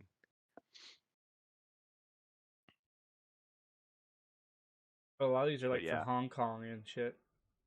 I just want to say, any of those Avalon Hill members, I mean, I understand if you got to lay low, if you can't talk to us, but if you guys are hearing me, or if anybody passes this along to them, when you're able to talk, even if you can't tell the whole story, like you're still welcome in our community. Like you're definitely like, close to friends or family at this point. Yeah, don't as far as leave if you can don't help be a it. Like, yeah, if you have to leave come because back it's when like saving you from getting hounded, we understand. you got an NDA to follow or whatever, fair enough. But yeah, you're welcome to be, join us, be part of our community. We're not mad at you. We're just mad at the situation that caused you to have to leave. And the people that didn't get cut, like they're probably walking on eggshells too, keeping their heads down. I don't blame them. I wonder if Doug Hopkins is still there. Yeah, this as far as I know, this position's for Pawtucket, Rhode Island, and it's for Wizards and Hasbro Gaming. Yeah, so, Rhode Island. That's their headquarters. Yeah, so if I remember correctly. Yeah. Hasbro wants quality. Well, quality costs more is the thing. Well, not always. I mean, look at Godzilla -1. Did you hear about all that? Ew. Do we have time for other topics tonight? Did we go over? No. I mean, I the only thing I want to talk about is there's some game releases. If you'd like to do some more, we can do it after. But I've got a couple topics I'd like to touch on before we. Yeah, let's do it. Let's do it. I think we've said what needed to be said, and as this story develops, we'll say more. Just save the neck for me, Clark. I'm just gonna be rolling those all night. I think. You serious, Clark? Eat my road grit liver lips. These doing anything for you, chat? Because I'm telling you, they're gonna be rolling all night. I think. Oh man. I can remember the quote. Remember when they go after the squirrel in the tree, and the grandpa is still like sleeping. All right. So, is anybody in chat familiar with Grand Theft Auto? Grand Theft Auto. Oh yeah, that was Ron Howard. That Ron Howard movie, right? Grand Theft Auto. Prepare to eat my dust. If you haven't seen this, I was talking recently about haven't played it in 15 years. Holy shit, dude! That's like Some what, people GTA 4? Playing it. People have been playing it for 15 years. GTA 5 was released officially 10 years ago. The original trailer for that's a video game, right? Oh man,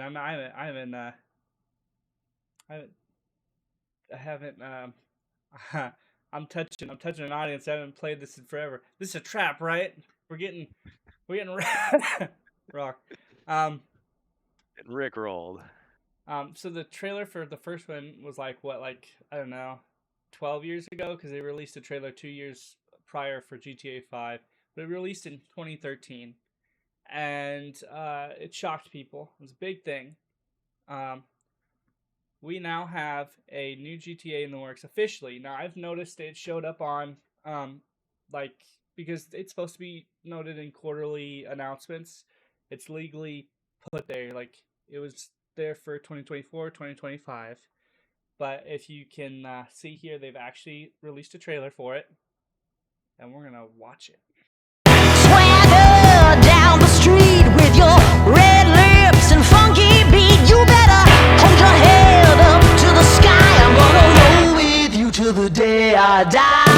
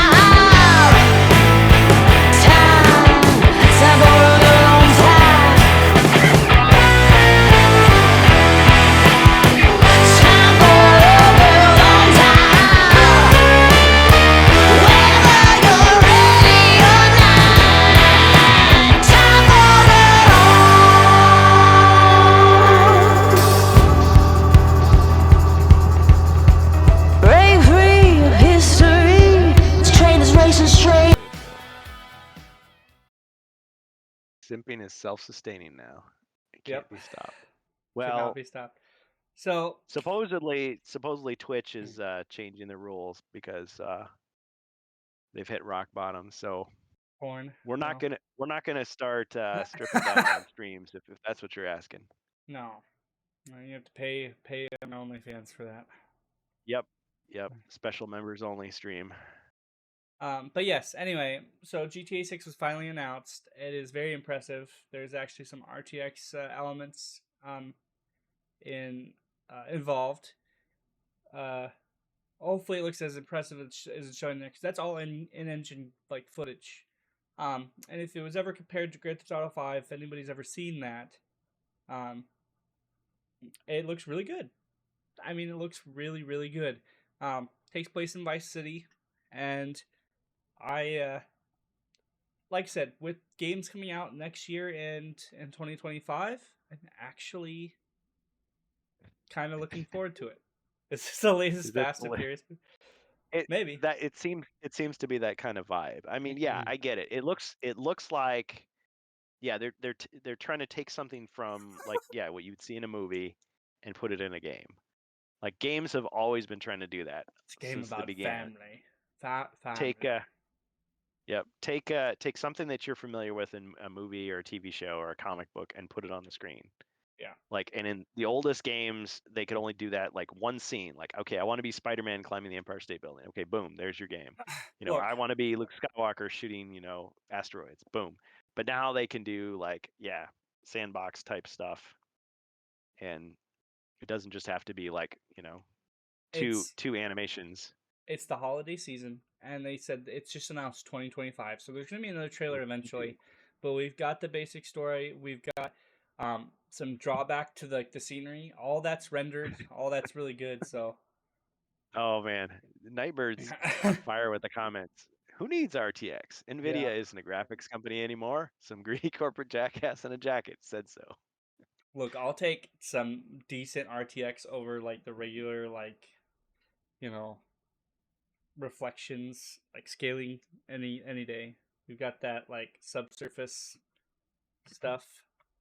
I never played it, but I heard a bit about it from my. It does not have to. You don't have to rely on it, because then you start to rely on like upscaling and all that other garbage. But it does look really good. Usually, like some GTA games are kind of like a little like they're good, but they're kind of like not as graphically impressive as the games at that time. So part time. But yeah, with the it wouldn't be the holiday shopping season if the stores weren't hotter than they are. Hooter.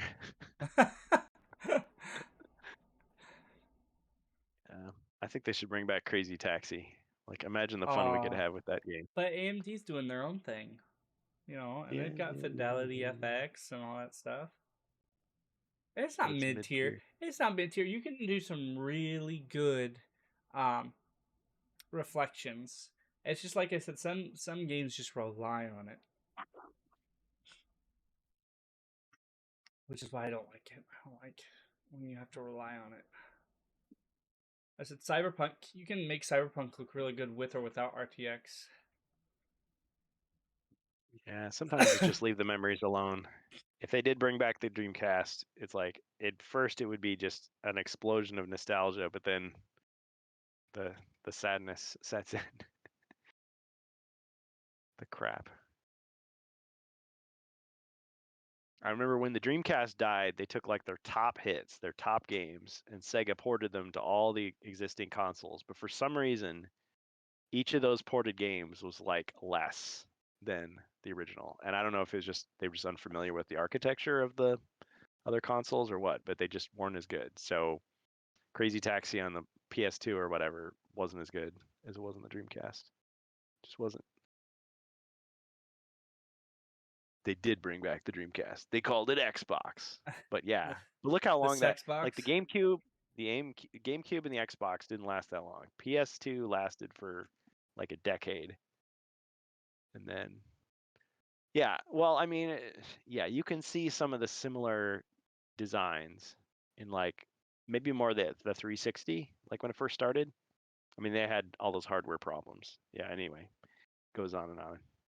Actually, I remember the Dreamcast had hardware problems too, but it was like they put the ventilation vents on the bottom of the console, so like people would put it like on their like carpeting.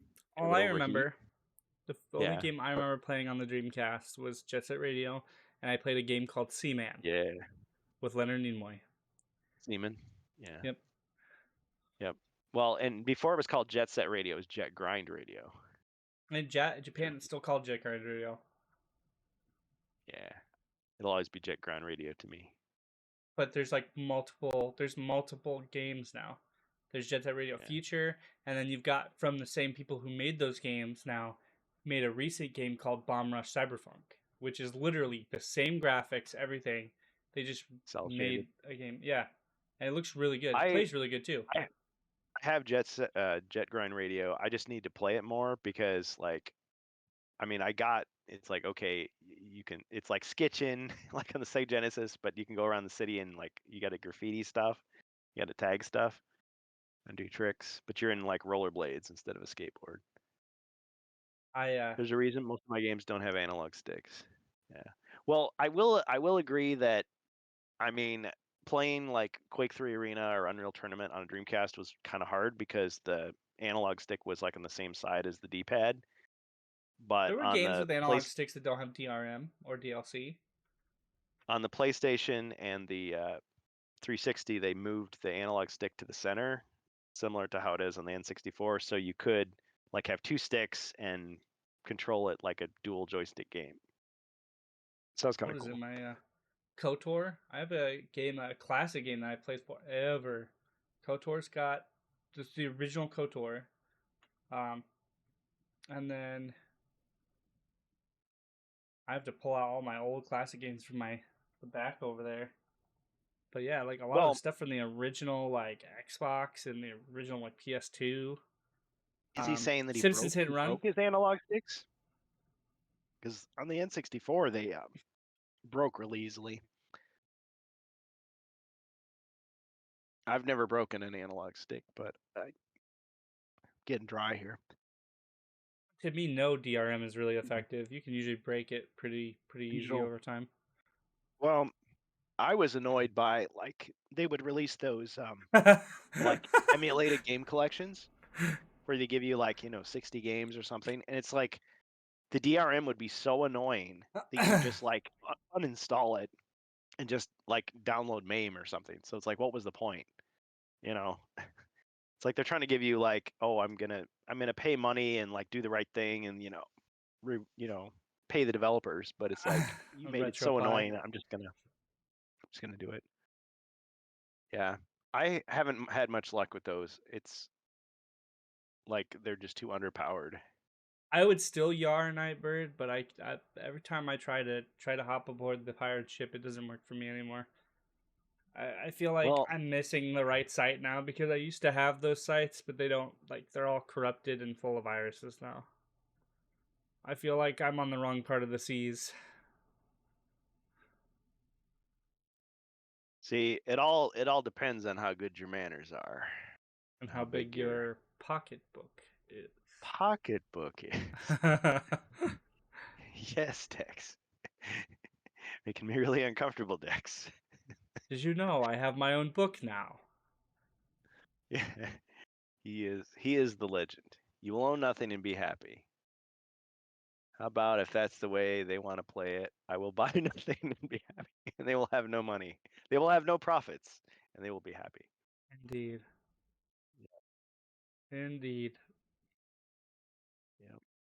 I said back in the day, man, I don't think I ever bought anything at all. So. Yeah. Well, see, now I have bought it all. So it's like, okay, why do I need this new crap? Stuff I've got is pretty darn good. So. Yeah. But like I said, I was pretty excited for this because it looked like they had some really live like photo locations. Things look really good. It's we just already like talk about. Oh, sorry. Did we already talk about major retailers not carrying DVDs anymore after first of the year? I think we brought it up. Yeah. So like Best Buy, Walmart, Target, no more DVDs. But I think I don't know about Blu-rays. I think I kind of gave you the devil's advocate version of that because not a lot of people have DVD players, and then you bought out with me saying that you go to the library. The library. Yeah. So yes. Like so you get your DVD player for $30 and you go for free. Kurgan lives the life I want to live. Like he has he grabs the library, rents his media, and then watches his movie and is satisfied. And that's it. Unless you live in Bend, Oregon, then you can go to the last Blockbuster on Earth until that lady retires in 10 years or whatever. But like at the end of the day, like I said before, it's like one of those things where like, well, if I like a movie, I want to own it. Like I don't want somebody just be like, oh, we shut off the subscription, we shut off the server, now you don't get it anymore. I know where to yar for my movies. I don't know where to yar for my video games. So but if I don't have a problem with that. if I'm just gonna watch it once, it's like, yeah, I could get a subscription to Max or whatever, or I could just go to the library. If I want to see it day one, like I saw Godzilla -1 in the theater, and it's like when you count everything that I paid for, including dinner, so they got me, it was like $65 for one movie. Oh So it's man. like, I mean, it was a great experience, but was it really $65 worth? I mean, the food was good, but I could have just waited 6 months and watched it for free at home, throw a pizza in the microwave or whatever. You know?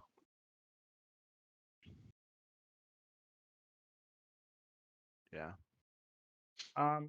So I guess if like I said, it's just something I wanted to showcase.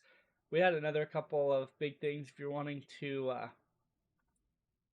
go into the next big subject, and that is with video games. There were some, like I said, we haven't done a rantcast in a while, so I'm kind of playing catch up.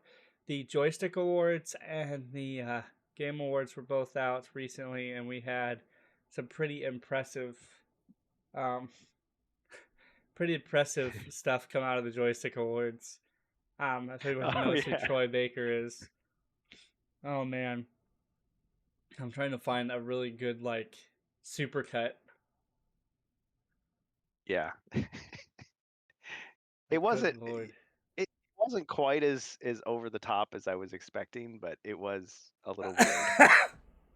I mean, I don't usually watch award shows as a rule. I mean, unless, somebody's getting slapped. But yeah, it used to be, I don't know, I guess I kind of gave up because I just thought, yeah, it's just a bunch of industry people clapping each other on the back. Doesn't mean anything. Yeah, but now it's just, at least if they do something wacky, you're gonna watch it just for the spectacle. Well, We used to go to the Saturday matinee and stay all day for less than $20. That included 2 movies and snacks. Hey, I'm not saying I was one of those guys that would sneak snacks into the theater. but you But were if one I of those did, guys that snuck snacks into the theater. yeah. A pro tip for you: do not bring glass bottles because if you drop one of those things and it rolls down the stadium, never mind. Anyway, Oh that's first man, run that movies. sounds like a story. Yeah, that wasn't me. It happened to somebody I know. Yeah. I will say though that I used to live in a city where they would actually they would give out free passes to pre-screen movies, but none of them were good. I saw G.I. Joe that way, The Rise of Cobra. I saw 10,000 BC that way, but it was like, free movie's a free movie. I'm not going to turn it down. Right. Was it good? It's a free movie. It's free. So the only cut I've got is the one that I gave you, and that's a long cut. But yeah, Troy Baker pretty much had to babysit everybody at the Joystick Awards, and he was super drunk. So, He wasn't the drunkest one, was he? No, but he was pretty. Yeah, he was pretty. Not wasted, but he was pretty lit. He was pretty loose. Yeah. Joystick Awards. I just have the dipstick awards. Also, I forgot to tell you, during the end of the joystick awards, his tie was coming undone, and that's how you know he was drunk, because his bow tie was coming undone. It was trying to escape from his neck, and he kept coming out, and eventually he noticed it. And he was like, "How long has this been going for?" And he's like, "Oh, thanks everybody." And so he just fucking Jordan. adjusts it back. Who was the guy he kept calling out? Was it Jordan? Yeah, Jordan. Hold on, I'm gonna fix that. So, thank you so much. Super cut of how many times he called him out. Let's see if I Joe can find it. Those G.I. Joe movies were bullshit. You're not wrong. Yeah. I'm trying to See, I was expecting a bad movie, and I've got it. No, it wasn't it was a mess if you watched the whole thing, but I'm just trying to find it right now. Yeah. So we're talking about lighter subjects now. If you want to hear us, if you want to own nothing, eat bugs, live in a hobbit home, and have Alex Jones kick your ass, That's what you need to do. Okay, Joe, thanks for joining us. Yeah, it's been thanks, a ride. Yep. Have a good one. Happy holidays. Merry Christmas. Happy New Year. Kiss my ass. Kiss his ass. Happy Hanukkah. Yeah, watch National Lampoon's Christmas. Yep. Yeah, it's like that movie, A Wonderful Life, Christmas Story, Santa Claus, Elf. A Christmas Carol, I'm always partial to that one, 1984, George C. Scott. Some people like some of the other versions better. Back at you. Okay, here, See, this right is here. we're I not found doing it. this on Christmas Day. Sorry, I found it. Yeah. Okay, so this is one of those things that he like has. So sorry, I'm like ripping off from Pat Stares at stream. So, here we go. I'll turn it up a little bit so I can hear it. So, like I said, he's kind of had like a few drinks in, and he's like, Yeah. he really does not like his I think it's like the producer or the writer, Jordan, because he asked him for like no like puns and stuff. He just wanted to do this, get out, because he was like trying to get other people to get into this. But yeah, that's what I was trying to Well, I would say Fisher Football 50. What you need to do is you need to switch to BBC Two. They, I think, have the much better programming. Some prefer BBC Three, but yep. Yeah, Doctor Who is falling on hard times. Yep. Get that taste out of your mouth. Yep. Good stuff. Yep.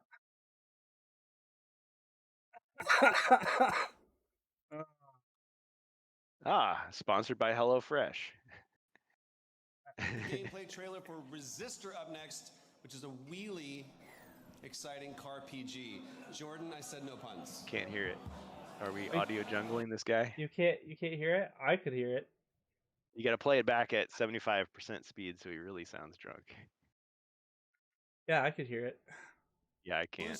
Oh, wait a minute. Maybe the stream can hear it. If they can hear it, then it's good. Yeah. Exciting car PG. Yeah, it's fine. It's fine. My bad. Yeah, so sponsored by no one. So if you saw, he said the pun and then he goes, "Jordan, I said no puns," and he like kind of like fucks off. And then the whole trailer. Really bad. They weren't bad enough to be funny, and he's strung so many of them together. The whole trailer here gets shown like this. It's like zoomed in. So like the people behind like the desk or whatever who are like showing this, they're supposed to show the trailer, and the trailer is just zoomed in like this. So nobody sees the trailer, and the people who have this game, it's called Resistor, they're an indie dev. So this is how they're showing the trailer right here. Like zoomed in, and like nobody saw it.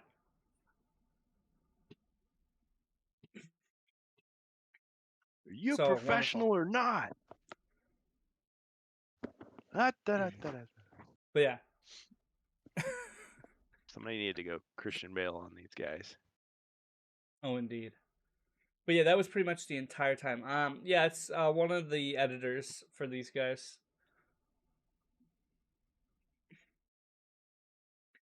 Dat Asuna.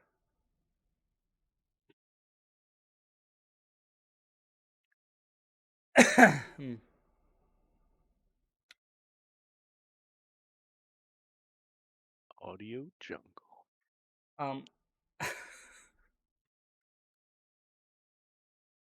So another big topic that I had. See, fucks were not given. Like, and nobody really did care. And the entire time, like I said, by the time he got to the end, he was just like pretty much wasted. And he was like, "Come on, wheels, don't fall off now!" And he getting back up onto the podium. So like the whole thing was kind of a big mess. And it like how the joystick awards were held, it looked like it was held inside like a tent, too. So it just looked really unprofessional, and like really weird. So, yeah, that poor guy, poor guy.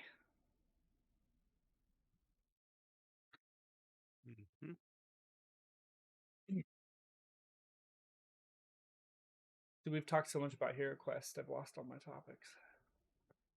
Just had GTA 6 and the Joystick Awards. What else we got today? So nothing going on in the world of Star Wars, huh? Pretty quiet. Besides Outlaws, no. Like I said, Outlaws is coming out probably around the same time. I think it's coming out next year. Hold on. Let me actually pull Kathleen it up. Kennedy still employed gainfully. Oh my god, I don't even care anymore, dude. It's like one of those things where I kind of like just no. I hear there was a South Park episode where they ran her through the grinder. Oh, I bet. I don't really want. I mean, that's South Park. That's what they do. But yeah. So yeah, March 2024 is when it's predicted to be released. So that's the only thing I'm remotely looking forward to as far as Star Wars is concerned. So, like I said, there hasn't been anything Star Wars related that I've been interested in.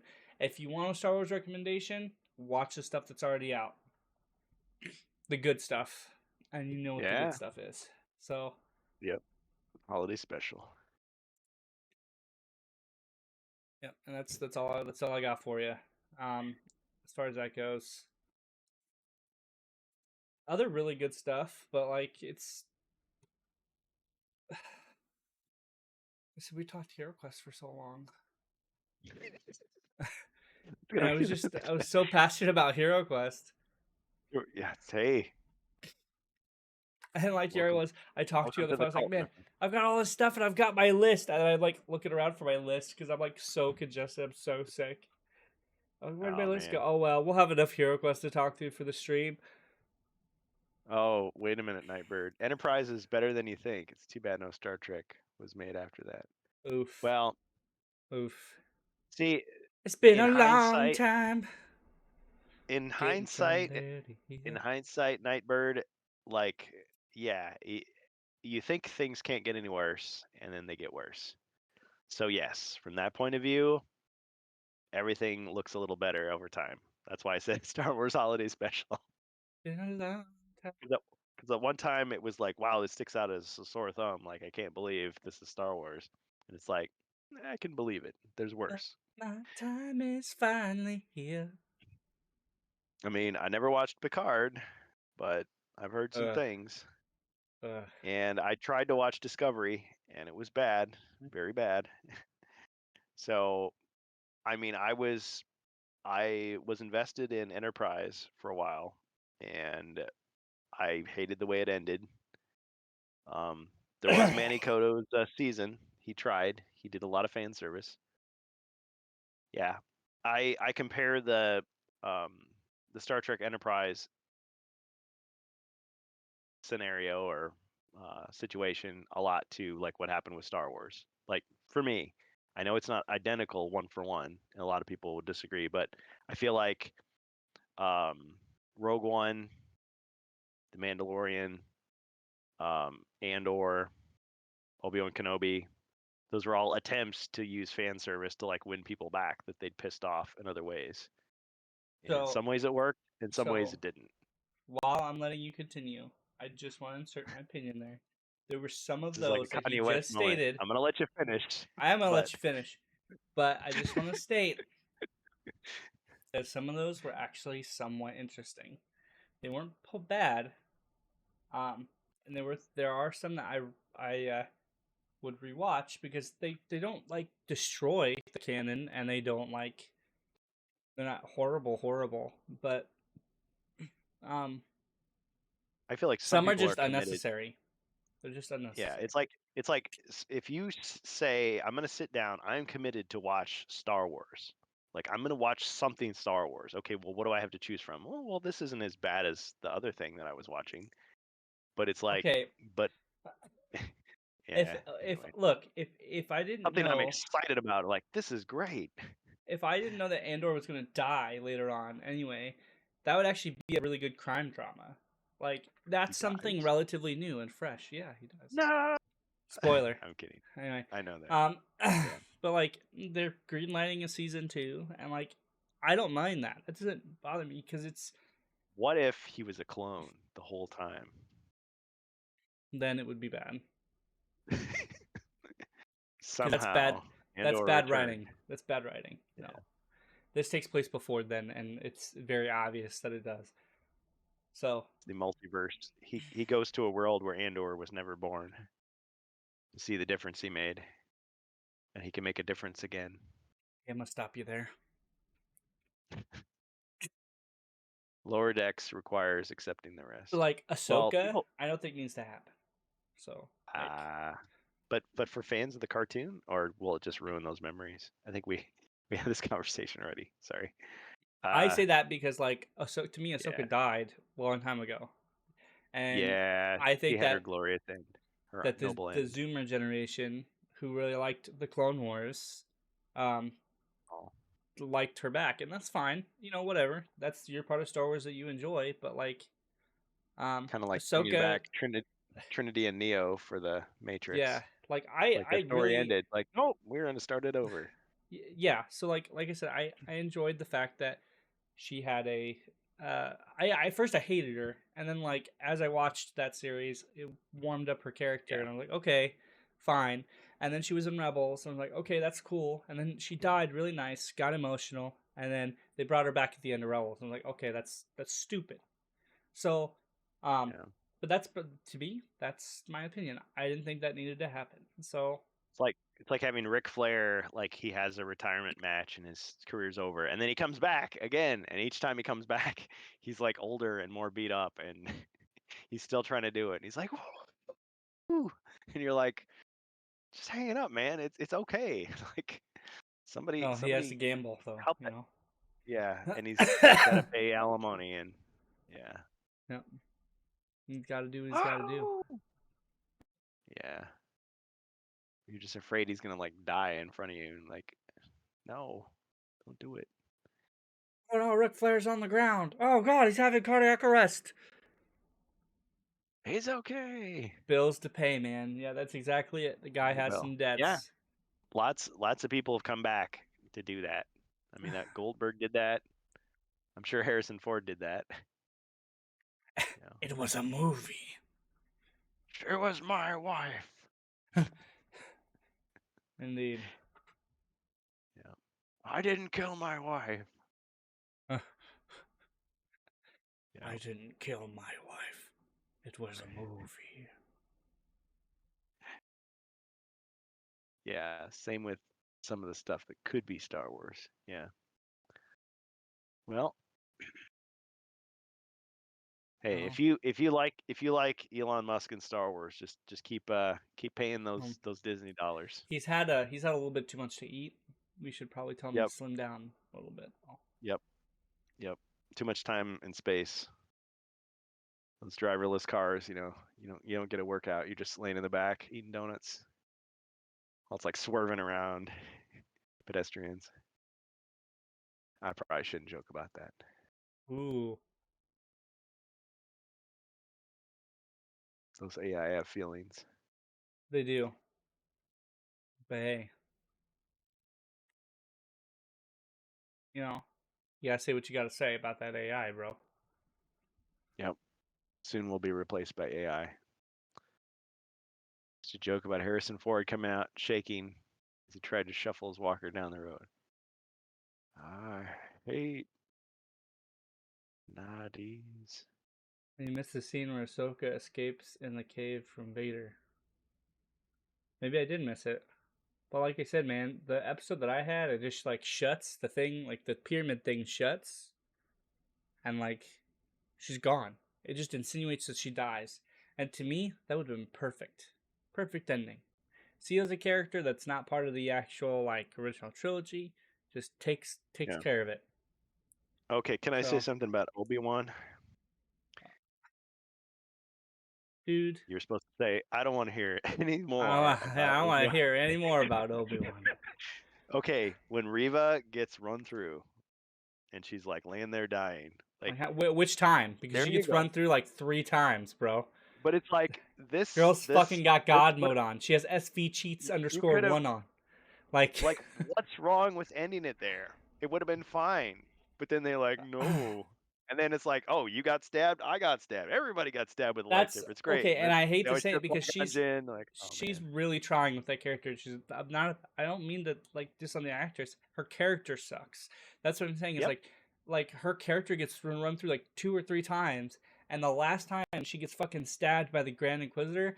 The next episode, she's just standing up, walking around. They don't show her crawling back to the ship, healing herself. They don't explain it. It's just what the fuck ever. She got run through and she's back up and going. Sheer willpower is what that was. See, Okay. if I'm a Star Wars person and I'm like, okay, I got him right through the chest.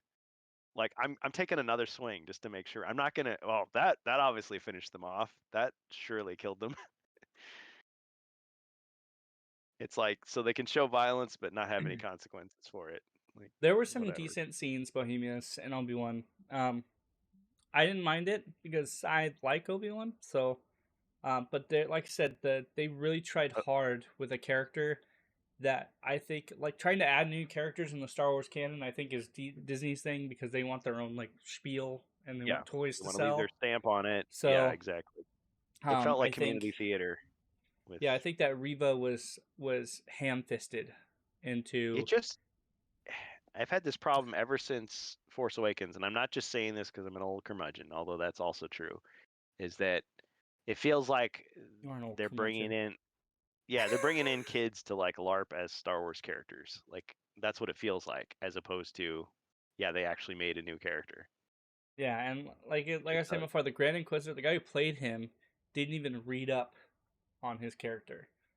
He just wanted to incorporate his version of that. So have a good night, Nightbird. We appreciate you being here. Yeah, take it easy, man. But yeah, just wanted to like be there. So and like the makeup they did for him was quite weird.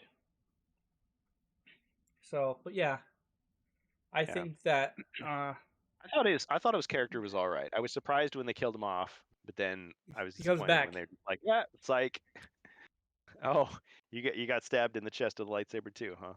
But then he had no clue that it's just dumb. Yeah, he just comes back. He's the guy. I think he's the guy who it's either him or Vader that runs Reva through, and like I said, he comes back to take her place. So on day 2 of Sith training, they tell you how to like use the Force to like move all your vital organs out of the way of the lightsaber and go straight through your chest. What? It's only a flesh wound. But that's what I'm saying is like, and like you probably have to read a lot of this stuff to know what happened to him.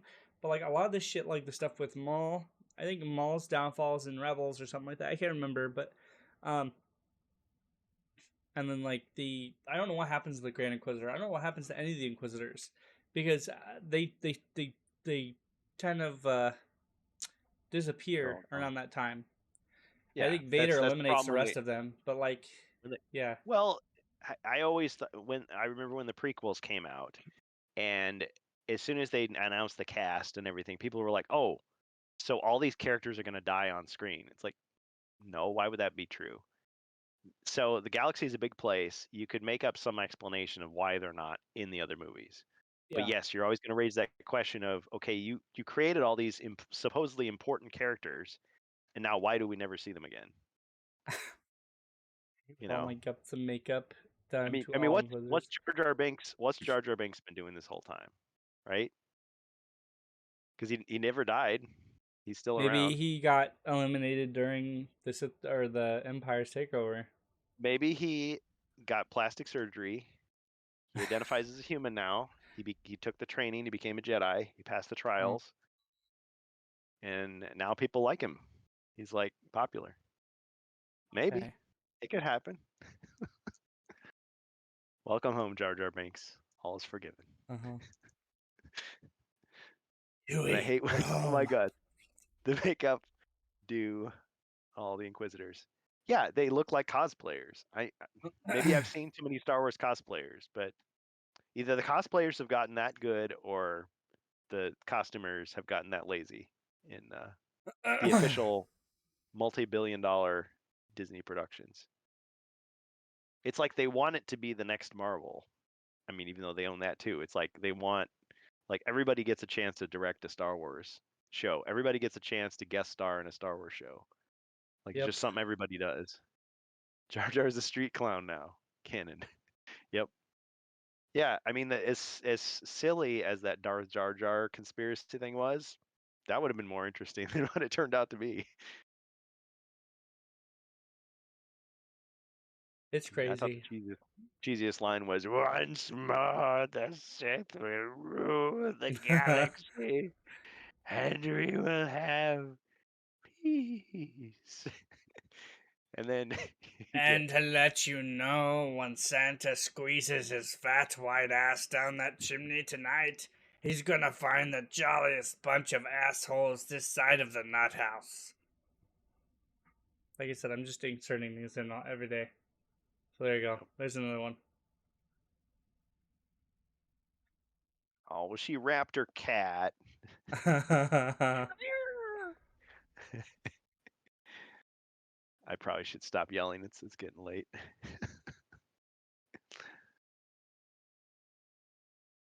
Yeah, I've got new neighbors and they've been a little loud, and now it's like super quiet. I'm being loud. It's like, oh. Well, you know what? If they're too loud, you can just march over there and slug that creep in the face. Yeah, but what if I need to borrow a cup of sugar in the future? Oh, well. See, consequences. Oh well. Bohemius. Well, so let's see. Tomorrow night, or tomorrow afternoon, actually, we're gonna be playing Space Crusade on HeroQuest Fans, and that's gonna be the last stream. Well, no, I guess we will have one more stream before the new year. We'll take a break for Christmas, and then it'll be December 29th and 30th. We'll be playing HeroQuest again on HeroQuest Fans. How about you? You got plans? Plans within plans? Just resting Oh, for Christmas. you I got was to do the dad thing anyway. So once you're going to attempt to stream, but my nose and throat are getting like really messed up. And oh man, like I said, this is why I should have my list for topics this time. Hopefully, that's next okay. time I join you, I'll have a whole, because like literally a whole bunch of crap happened in the last month. And I was like, man, Yeah. I've got topics upon topics upon topics. Well, we needed to talk about this Hasbro thing, but yeah, I kind of feel bad that you didn't get more time for your stuff. But yeah, like the really big one was GTA, and like the big thing that I'm like hoping it doesn't get delayed and it doesn't suck, because that's one of the games I'm looking forward to, and like that's honestly been a really big thing lately. Despite it obviously being set contemporary instead of in the far future, it made me think of Cyberpunk like right away. So hopefully it's 2 years from now is when they're announcing it, and the game's been in development for quite a long time. So okay, well, for fans that are anticipating it, hopefully you're not disappointed. I mean, besides Red Dead Redemption 2, which was 2018, I'm gonna guess that they had a separate team or a smaller team working on it since GTA 5's release, which was 2013. I mean, last time I was playing Grand Theft Auto, it was when the 5 released. It was on my PS3, and I remember I was working at GameStop and I was plugging it in at my ex's place because I had to do research on the game. So I mean, and that was like back when like the game had to install. It took like forever. So, but I was like super excited. I was like, man, this game's gonna look great. It's gonna be awesome, and like to just have a whole bunch of shit in it, and it was fun. I got like hundreds upon hundreds of hours into that game, and then then Rockstar took it over with some multiplayer garbage, and you know. Yeah. I just never got into the series, so I'm the wrong person to ask about it. I mean, when I tried GTA 5 just very briefly, I was at a friend's house, and it was just like, okay, it's a racing game with like a kind of rudimentary like fighting system like bolted onto it. I know I've watched the videos of like people parachuting and blowing stuff up, and I get that. Like that kind of mess around type of sandbox gaming, sure, that's fun. Oh, but yeah, the level of hacking in the games and just just general annoyance. It's like, okay, I get it. If you spend all your money on that game, you're going to play as much as you can. It's open world, of and that. it's not as like weird as it used to be. Like, cause like I remember with San Andreas, you had like your funny, like kind of offensive like stores and topics. They had like Cluck and Bell and like I can't remember like it was Freckle Well, Bitches was like that was Saints Rockstar Row, but Games. like Yeah, but like Rockstar Games, all their games were supposed to be like pulpy and like edgy and like, on PC and stuff, right? I mean, that well was yeah, and like the whole that's deal. what people are afraid of now is the fact that like Everything's GTA going to be 5 came censored. out. Yeah, People get triggered by everything, and complain GTA, about it. well, it's already started a thing because like there are people are like, well, what are they gonna do with this? And like with GTA 5, there was a lot of like weird offensive references, and Yeah. you Stealing know, cars is okay, but don't be offensive. well, like you know what I mean, like racial crap and like Oh, sure. Yeah. stuff that like you Yeah. can't really do now, and Yeah. I get it. we've kind of gone into like this new era where like stuff like that, even in joking form, isn't okay. And I mean, I understand that completely. It's one of those things where like with a game like that, where are they going to take it? Is it going to be a serious, edgy game now? Like, where the only thing you're going to have is like the sexual preferences, like because like Grand Theft Auto 5 was more serious, but it also had its like weird and it had a lot of adult content in it. Unlike like San Andreas and stuff. San Andreas had some content, but it was mostly like um you kind of have like your weird comedy and like your stores were weird, your radio was weird, like stuff that on the radio was like it was like pun. It was like pun comedy for like certain restaurants and stuff like that, and all of it was like slightly offensive. So it's kind of like Duke Nukem has always been. It's just that kind of humor. I guess same thing with Grand Theft Auto 4, even more so because you played as like a what was it like a kind of a not a Russian but like a I can't even remember. It was like Nico because you played Nico, and so a lot of things were like very Next stereotype. yeah stereotypical. Nico, let's go bowling. Stuff like that. I figured, again, from someone who hasn't played them but just seen stuff. So the vibe I got was they're trying to imitate like TV shows and like movies that have stereotypical stuff. Kind of, but like the biggest part of those games was its open world aspect. Like not a lot of games do that. Around the time the fourth game came out, you had Saints Row, and Saints Row was kind of the same thing. It was open world. There was extra stuff you could do. Like you didn't just go around shooting people like in the original game. It was. I have a bunch of the Saints Row games on 360, but I mean I barely played them because again it's just I don't know. It wasn't my type of game. Well, so I can't remember which one, but like you're in prison, and you're like finding shotguns and stuff. Yeah, so explaining the differences, like with Grand Theft Auto, it was especially since San Andreas going into 4, the gameplay started becoming a little bit more realistic and less like comical or cartoony. Classic. So you had like when you shot somebody, it used euphoria. So like they would go down and like yell in pain, and like the cars when you got into car accidents or something like that, or you hit somebody, your car took like actual damage. I mean, it was very early, so like you could get like clown car type damage, like where you hit something so fast like the car would squish, but like it tried to do soft physics with the cars, so like cars would dent, and the storyline was very still had some like comical humor or campy humor, but it was the ending to that game was very like sad and serious. When you went into GTA 5, you got to control more than one character. You had a choice between Trevor, Michael, or I can't remember his name. You had 3 characters though. I'm sick. So, Jenkins. No, but Franklin. So you had Franklin, Michael, Trevor, and you could play as all 3 of these guys throughout the entire story. You didn't just choose one, and you could select them at will. So it wasn't just like the game chose for you. You could select them at will. And you could go to like, you didn't just shoot people. You didn't just play the main game. There were restaurants you could go to and eat. You could like get your hair cut. You could customize your vehicle. Like in San Andreas, like you go in a place and get your like your car detailed. You could buy houses. the game had like a more life simulation to it than just, you know, like the original Grand Theft Autos where you're just running around shooting people. I like a game that does what it's supposed to do well, but I also appreciate when they go the extra mile and like, oh, what if you tried to do this? Oh, it actually does something. Well, yeah, and it was like a living, breathing world. And like when they advertised it back then, like if you look at the original trailers for GTA 5, like the first one came out 2 years, like this one, like GTA 6, 2 years before it was released. One of their main selling points was if you were in a nice car that you owned and you drove it around, people along the street would be like, "Damn, look at that car," and they would like point and stuff. And like that was a selling point because you wouldn't get that in a lot of other video games. Like the euphoria aspect of the game was people, or like the pedestrians around the street would react. And you were also in San Andreas in that game too. Like it was a kind of a reimagining of San Andreas. So you had a very big map, and you didn't just run around doing robberies and heists. You could just spend, I don't know, 20 plus hours just doing like regular shit.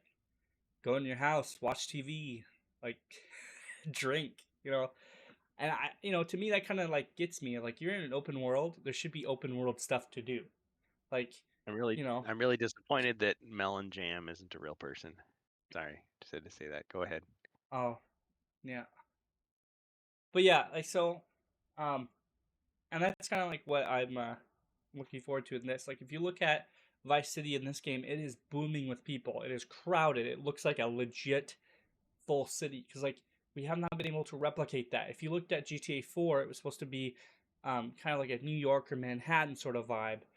It tries really hard, but we didn't have the hardware to simulate so many people and a lot of cars all at once. We try. There are a lot of pedestrians and there are a lot of cars, but usually in really good areas of the city or like more populated areas of a city, it's like, you know, bumper to bumper traffic. There's crowds usually walking by. Oh yeah, we have. I think Polsky is. He told me he was doing something, but I think another reason why I enjoyed this is because I did tell him I was on hiatus, so I can't remember. But yeah, anyway. So in this game, like there's like in engine, you're seeing all these people. You're seeing a lot of stuff. You're seeing like legit Florida instances, like crazy Florida people, and you're seeing like gators in stores and bumper to bumper traffic and more relevant stuff to the times, like people on social media and all that stuff like that. So, you know, I think that this will be a game that interests people like me who want to get into more of an open world aspect type of game. And I love those games. Like Red Dead, I played hours of Red Dead and like just doing bird watching. Because in Red Dead 2, you could bird watch, you could fish, and it was like legit fishing. You could fish, you could hunt, and a lot of those side missions took hours. They weren't just like quick things, you know. So you do that plus the story. So game within the game. Yeah, well, yeah, because it's an open world, and to me, like a lot of open world games, they claim they're open world, but they're empty. There's nothing else to do but the story. So like Red Dead is a perfect example because not only could you customize Arthur, and his hair grew in real time, but like, so you'd have to go get it cut, but like he could go and get a bath, he could go and have a drink, he could interact with other people in town. You know, when he got dirty, he got dirty. You know, you could like gamble. Yeah, you go and gamble. You could get into saloon fights. You know, you could go and birdwatch, hunt. You know, you could just wander around the map and look at the secrets because there's tons of secrets in that huge ass map. Like there were things that like made that game from like because the story's like 100 something hours, I think, or 75 hours, but there's like a 300 plus hour game in there if you just took your time. That would be enough just to keep you going for a while. So like I'm always excited when Rockstar releases a game and has like, you know, because usually it's not bullshit.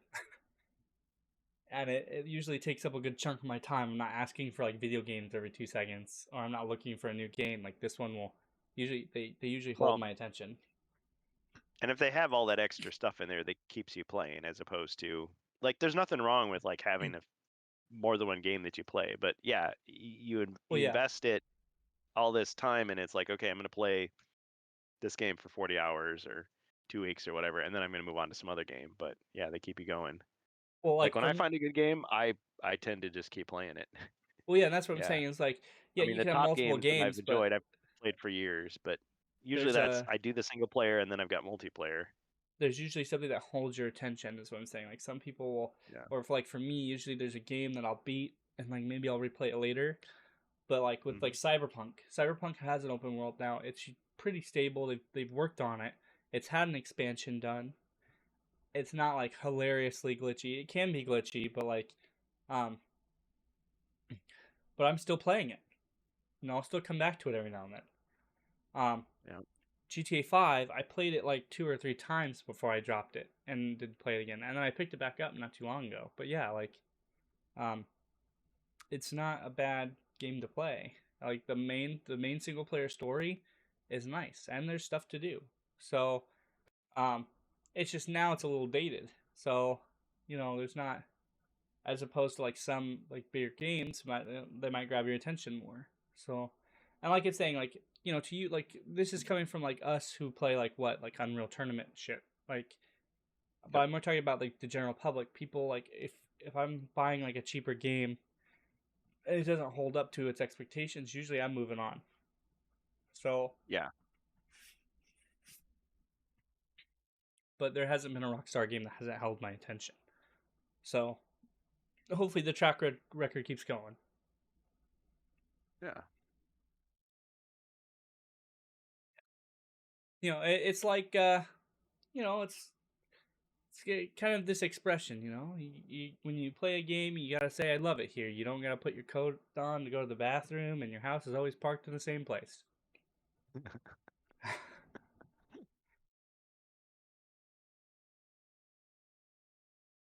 So, and like with that, like that's all on the topics I generally have. I'm gonna go fishing for stuff, but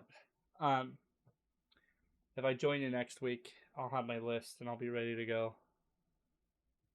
But that's it for me. All right. Yep. Anything else well, I was gonna talk more about Godzilla -1, but I guess it's just more okay. Well, all I was gonna say is, so we've got like the American Godzilla series, the MonsterVerse. The new one's gonna be called Godzilla X Kong, and it looks like a throwback to the kid Godzilla movies. Didn't they already do that? Godzilla's good guy. Well, it was Godzilla versus Kong, and then Godzilla X Kong is coming out. Let's see, when is what is Godzilla -1? Are these part of the movie universe? There's 2 competing Godzilla movies. Well, no, in theaters. So one of them came out. It was a Japanese movie. It was supposed to be just like a week-long engagement, but it made so much money, and it had only a $15 million budget. It was like a surprise hit, and so it's like continuing in theaters. I don't know for how long, but so these are like different from the from like the legendary the film stuff. American one is like a $200 million plus budget. And yeah, people are saying, "Oh, it looks awesome." You know, the trailer already has more action and all this stuff. But I didn't think Godzilla vs. Kong was that good. I mean, it was kind of crappy. I mean, the action scenes were awesome, but they were really, really short. Is this part of the same movie like series like that we've been watching, like the Godzilla movies and stuff that have been coming out? So the American one that's coming out next year is part of that series, because it was Kong Skull Island. Yeah. So Godzilla King of the Monsters, Godzilla vs. Kong, and Godzilla from 2014.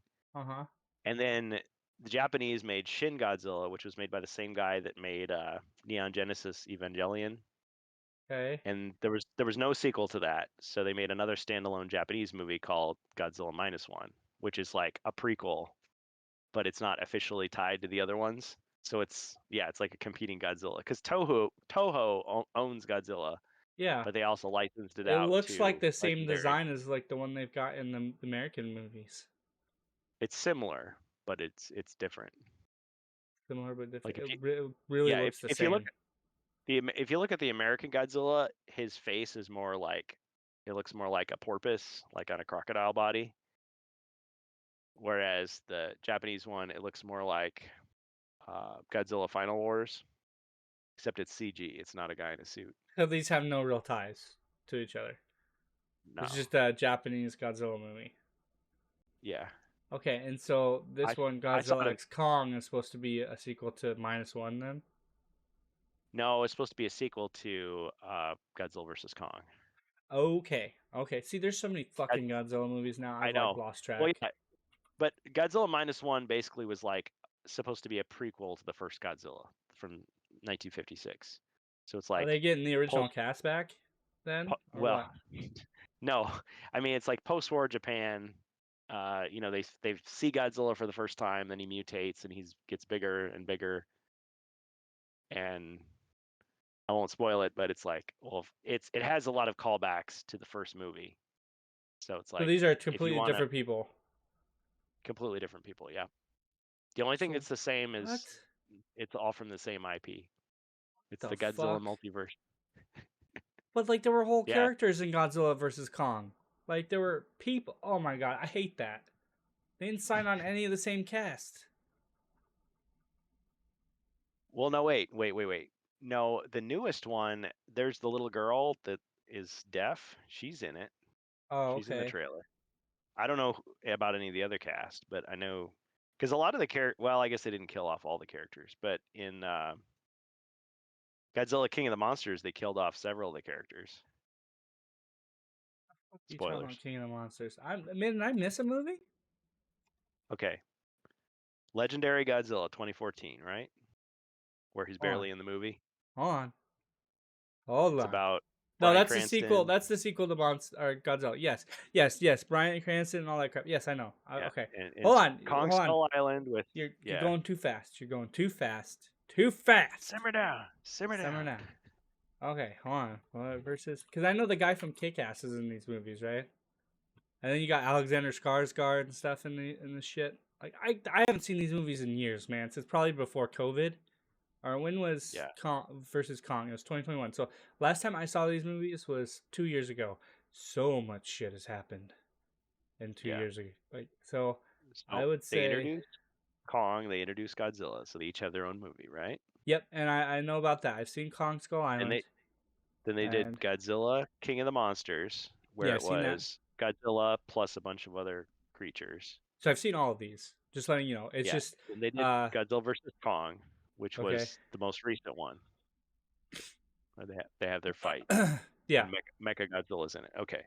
So next year there's another one coming out, but in between.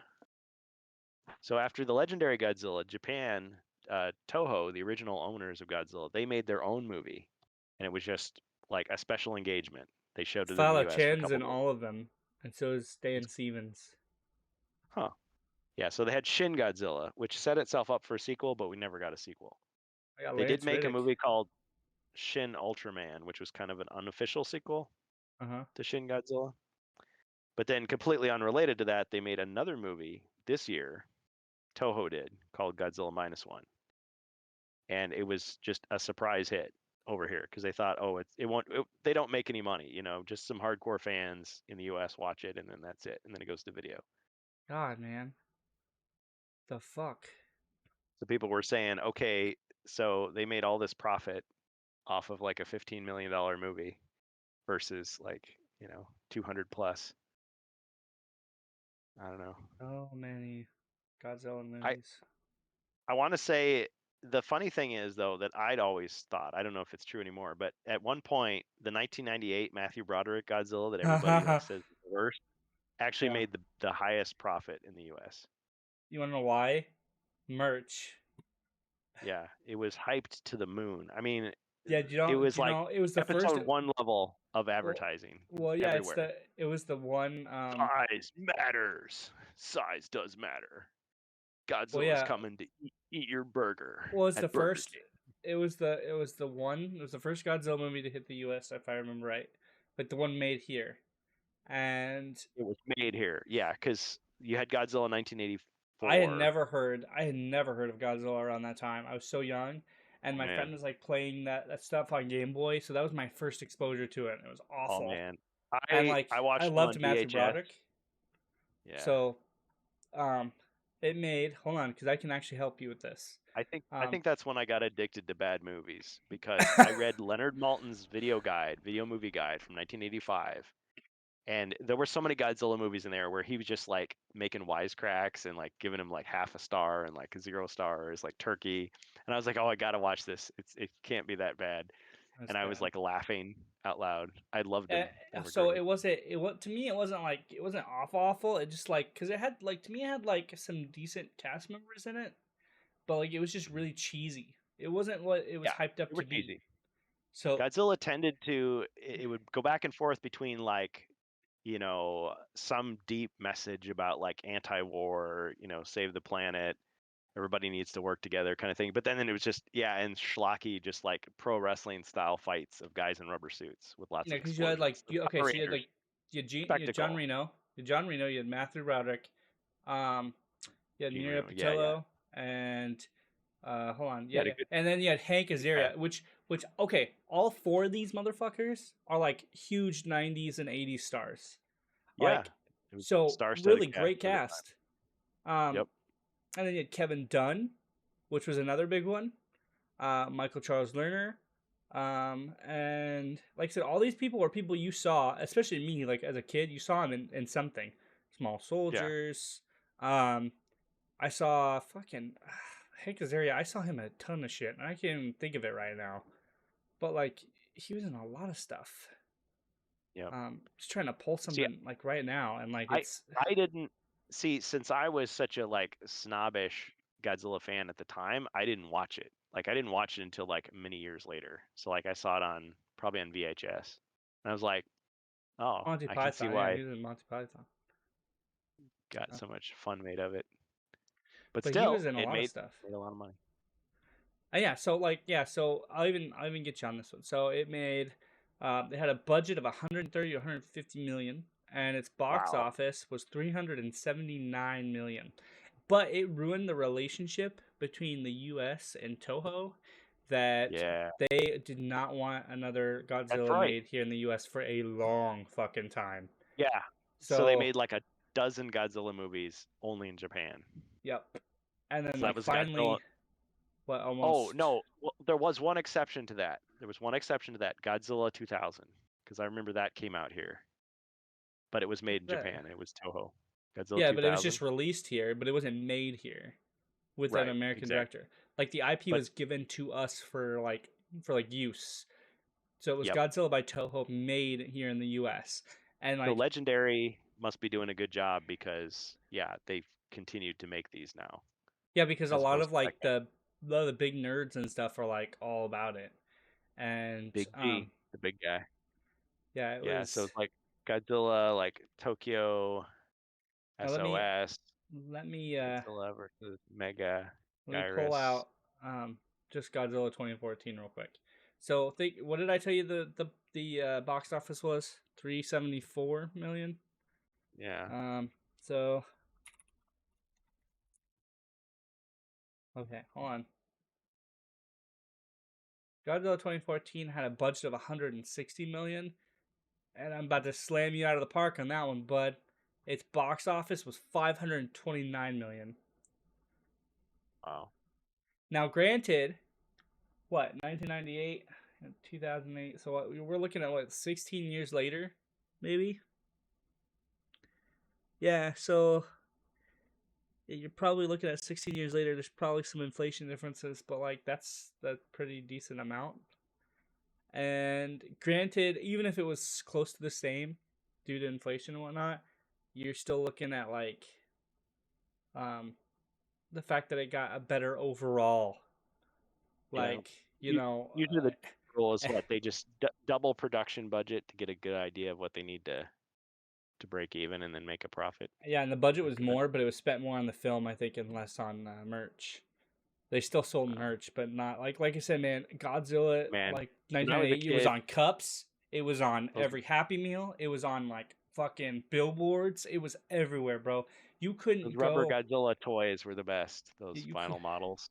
Yeah, you couldn't go to a fast food restaurant without Godzilla being somewhere, and that was crazy. But yeah, like so, Aaron Taylor Johnson was the guy I remember for 2014, and I thought he was in the sequel, but I don't think he's in King of the Monsters. Maybe he is. I said I have to rewatch these. Yeah, they're full of spectacle. Yeah, they don't state that he's in this one, so he might not have returned. But a lot of people said this about Godzilla -1, and I agree. It's very dramatic. You care about the human characters, whereas in most of them, it's just like they're either a joke or Their you just side, can't their wait side. till we get. Yeah. Yeah, it's just a distraction. It's like, bring the big monster back on. Well, and I said they try every time. I'm like, I get interested a little bit in these guys, but like, yeah, when you get like Mothra and shit on screen, Mothra. So the budget for King of Monsters was 170 to 200 million, and it broke box office at 387.3 million. Wow. And then you've got Godzilla versus Kong, because we're not doing Skull Island yet. We had the mix. This was probably hyped a little bit. About the same budget, 155 to 200 million, with a box office smash of 470.1. So yeah, these are selling. They probably didn't meet expectations, but like they're hitting something because they're getting sequels. So yeah, and first they're all they making got to profit. do is just render the model with like a different head or something. And then Kong Skull Island, if you wanted to look at those. Oh yeah, because you had Brie Larson and Samuel L. Jackson and Tom Hiddleston, John Goodman. You had some big names in this one. It was so weird. John C. Reilly. Because it was like, John C. Reilly. It was like they were trying to subvert every expectation of Holy shit. the King Kong movies. So it was like good, but it was kind of weird. Like it was kind of like, what are they trying to do with this other than just introduce King Kong? This one probably has the highest box office. Probably a good year for movies too. It was 2017. Either that or it was a lame year for movies and people just wanted something good. Budget was 185 million. Its box office was 568.6 million. Wow, I didn't realize. Yeah. So Which that was fucking awesome.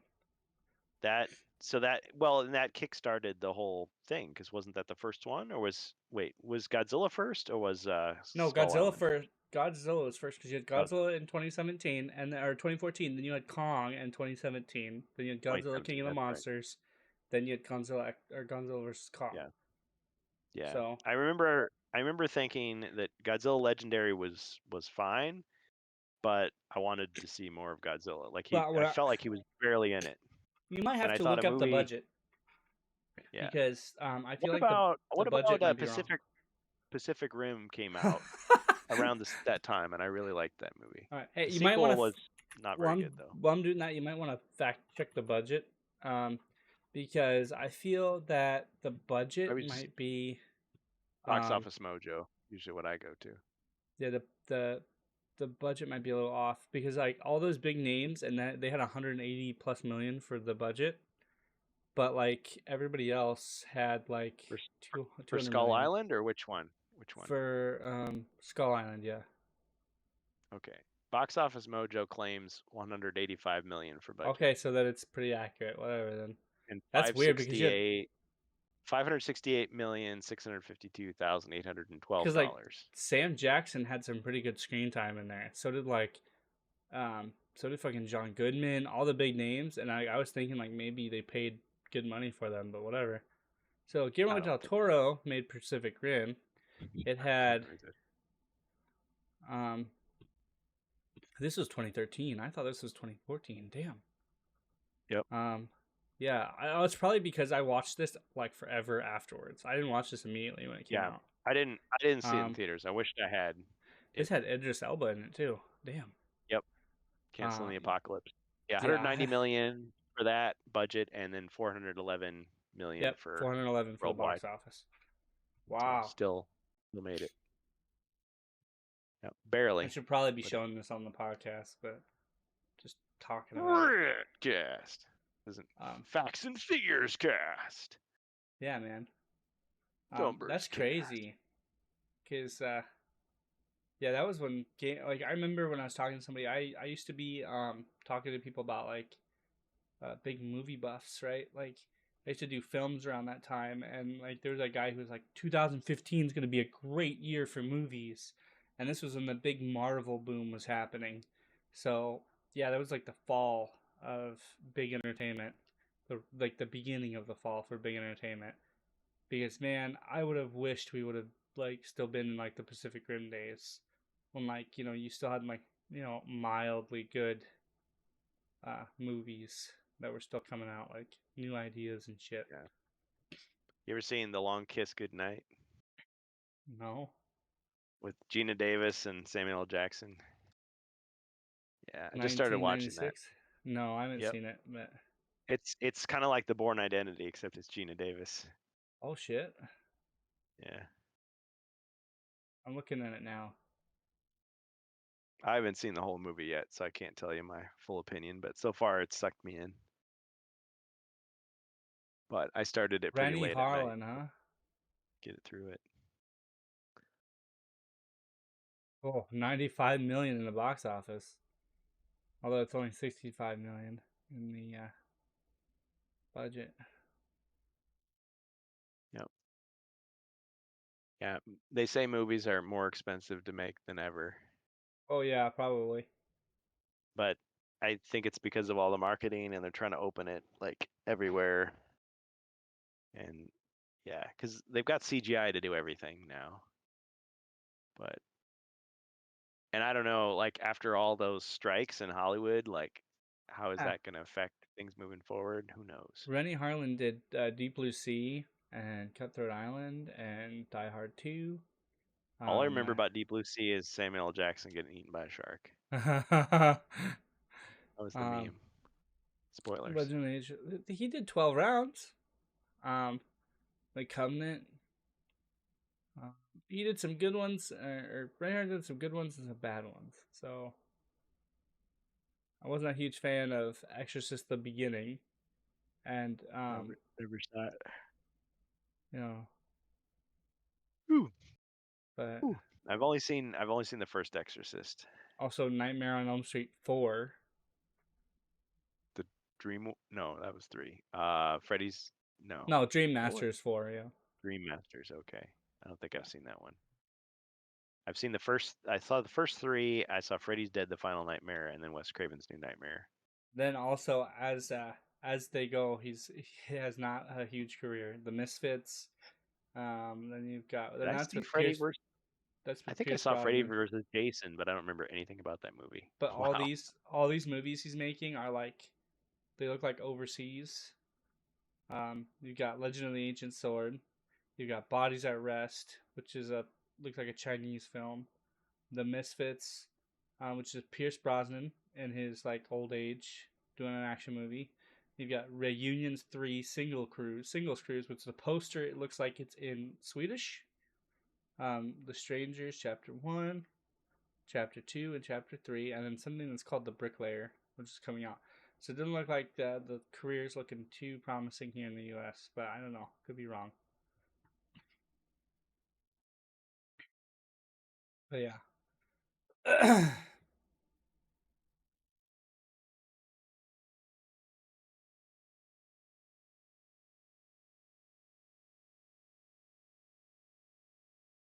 Oh well. Oh well. But yeah, I might check it out. Might have to take a look. Oh man. Yeah, I got a message here. The difference between Hasbro and Nintendo's CEO who atoned for the company's poor performance is honor. Yeah.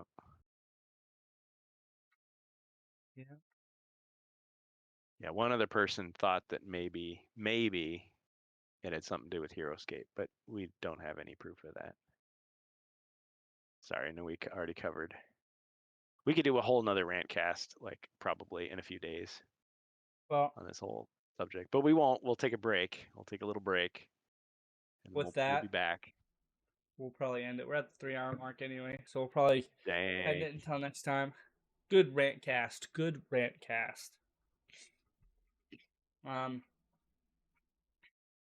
So let me go ahead and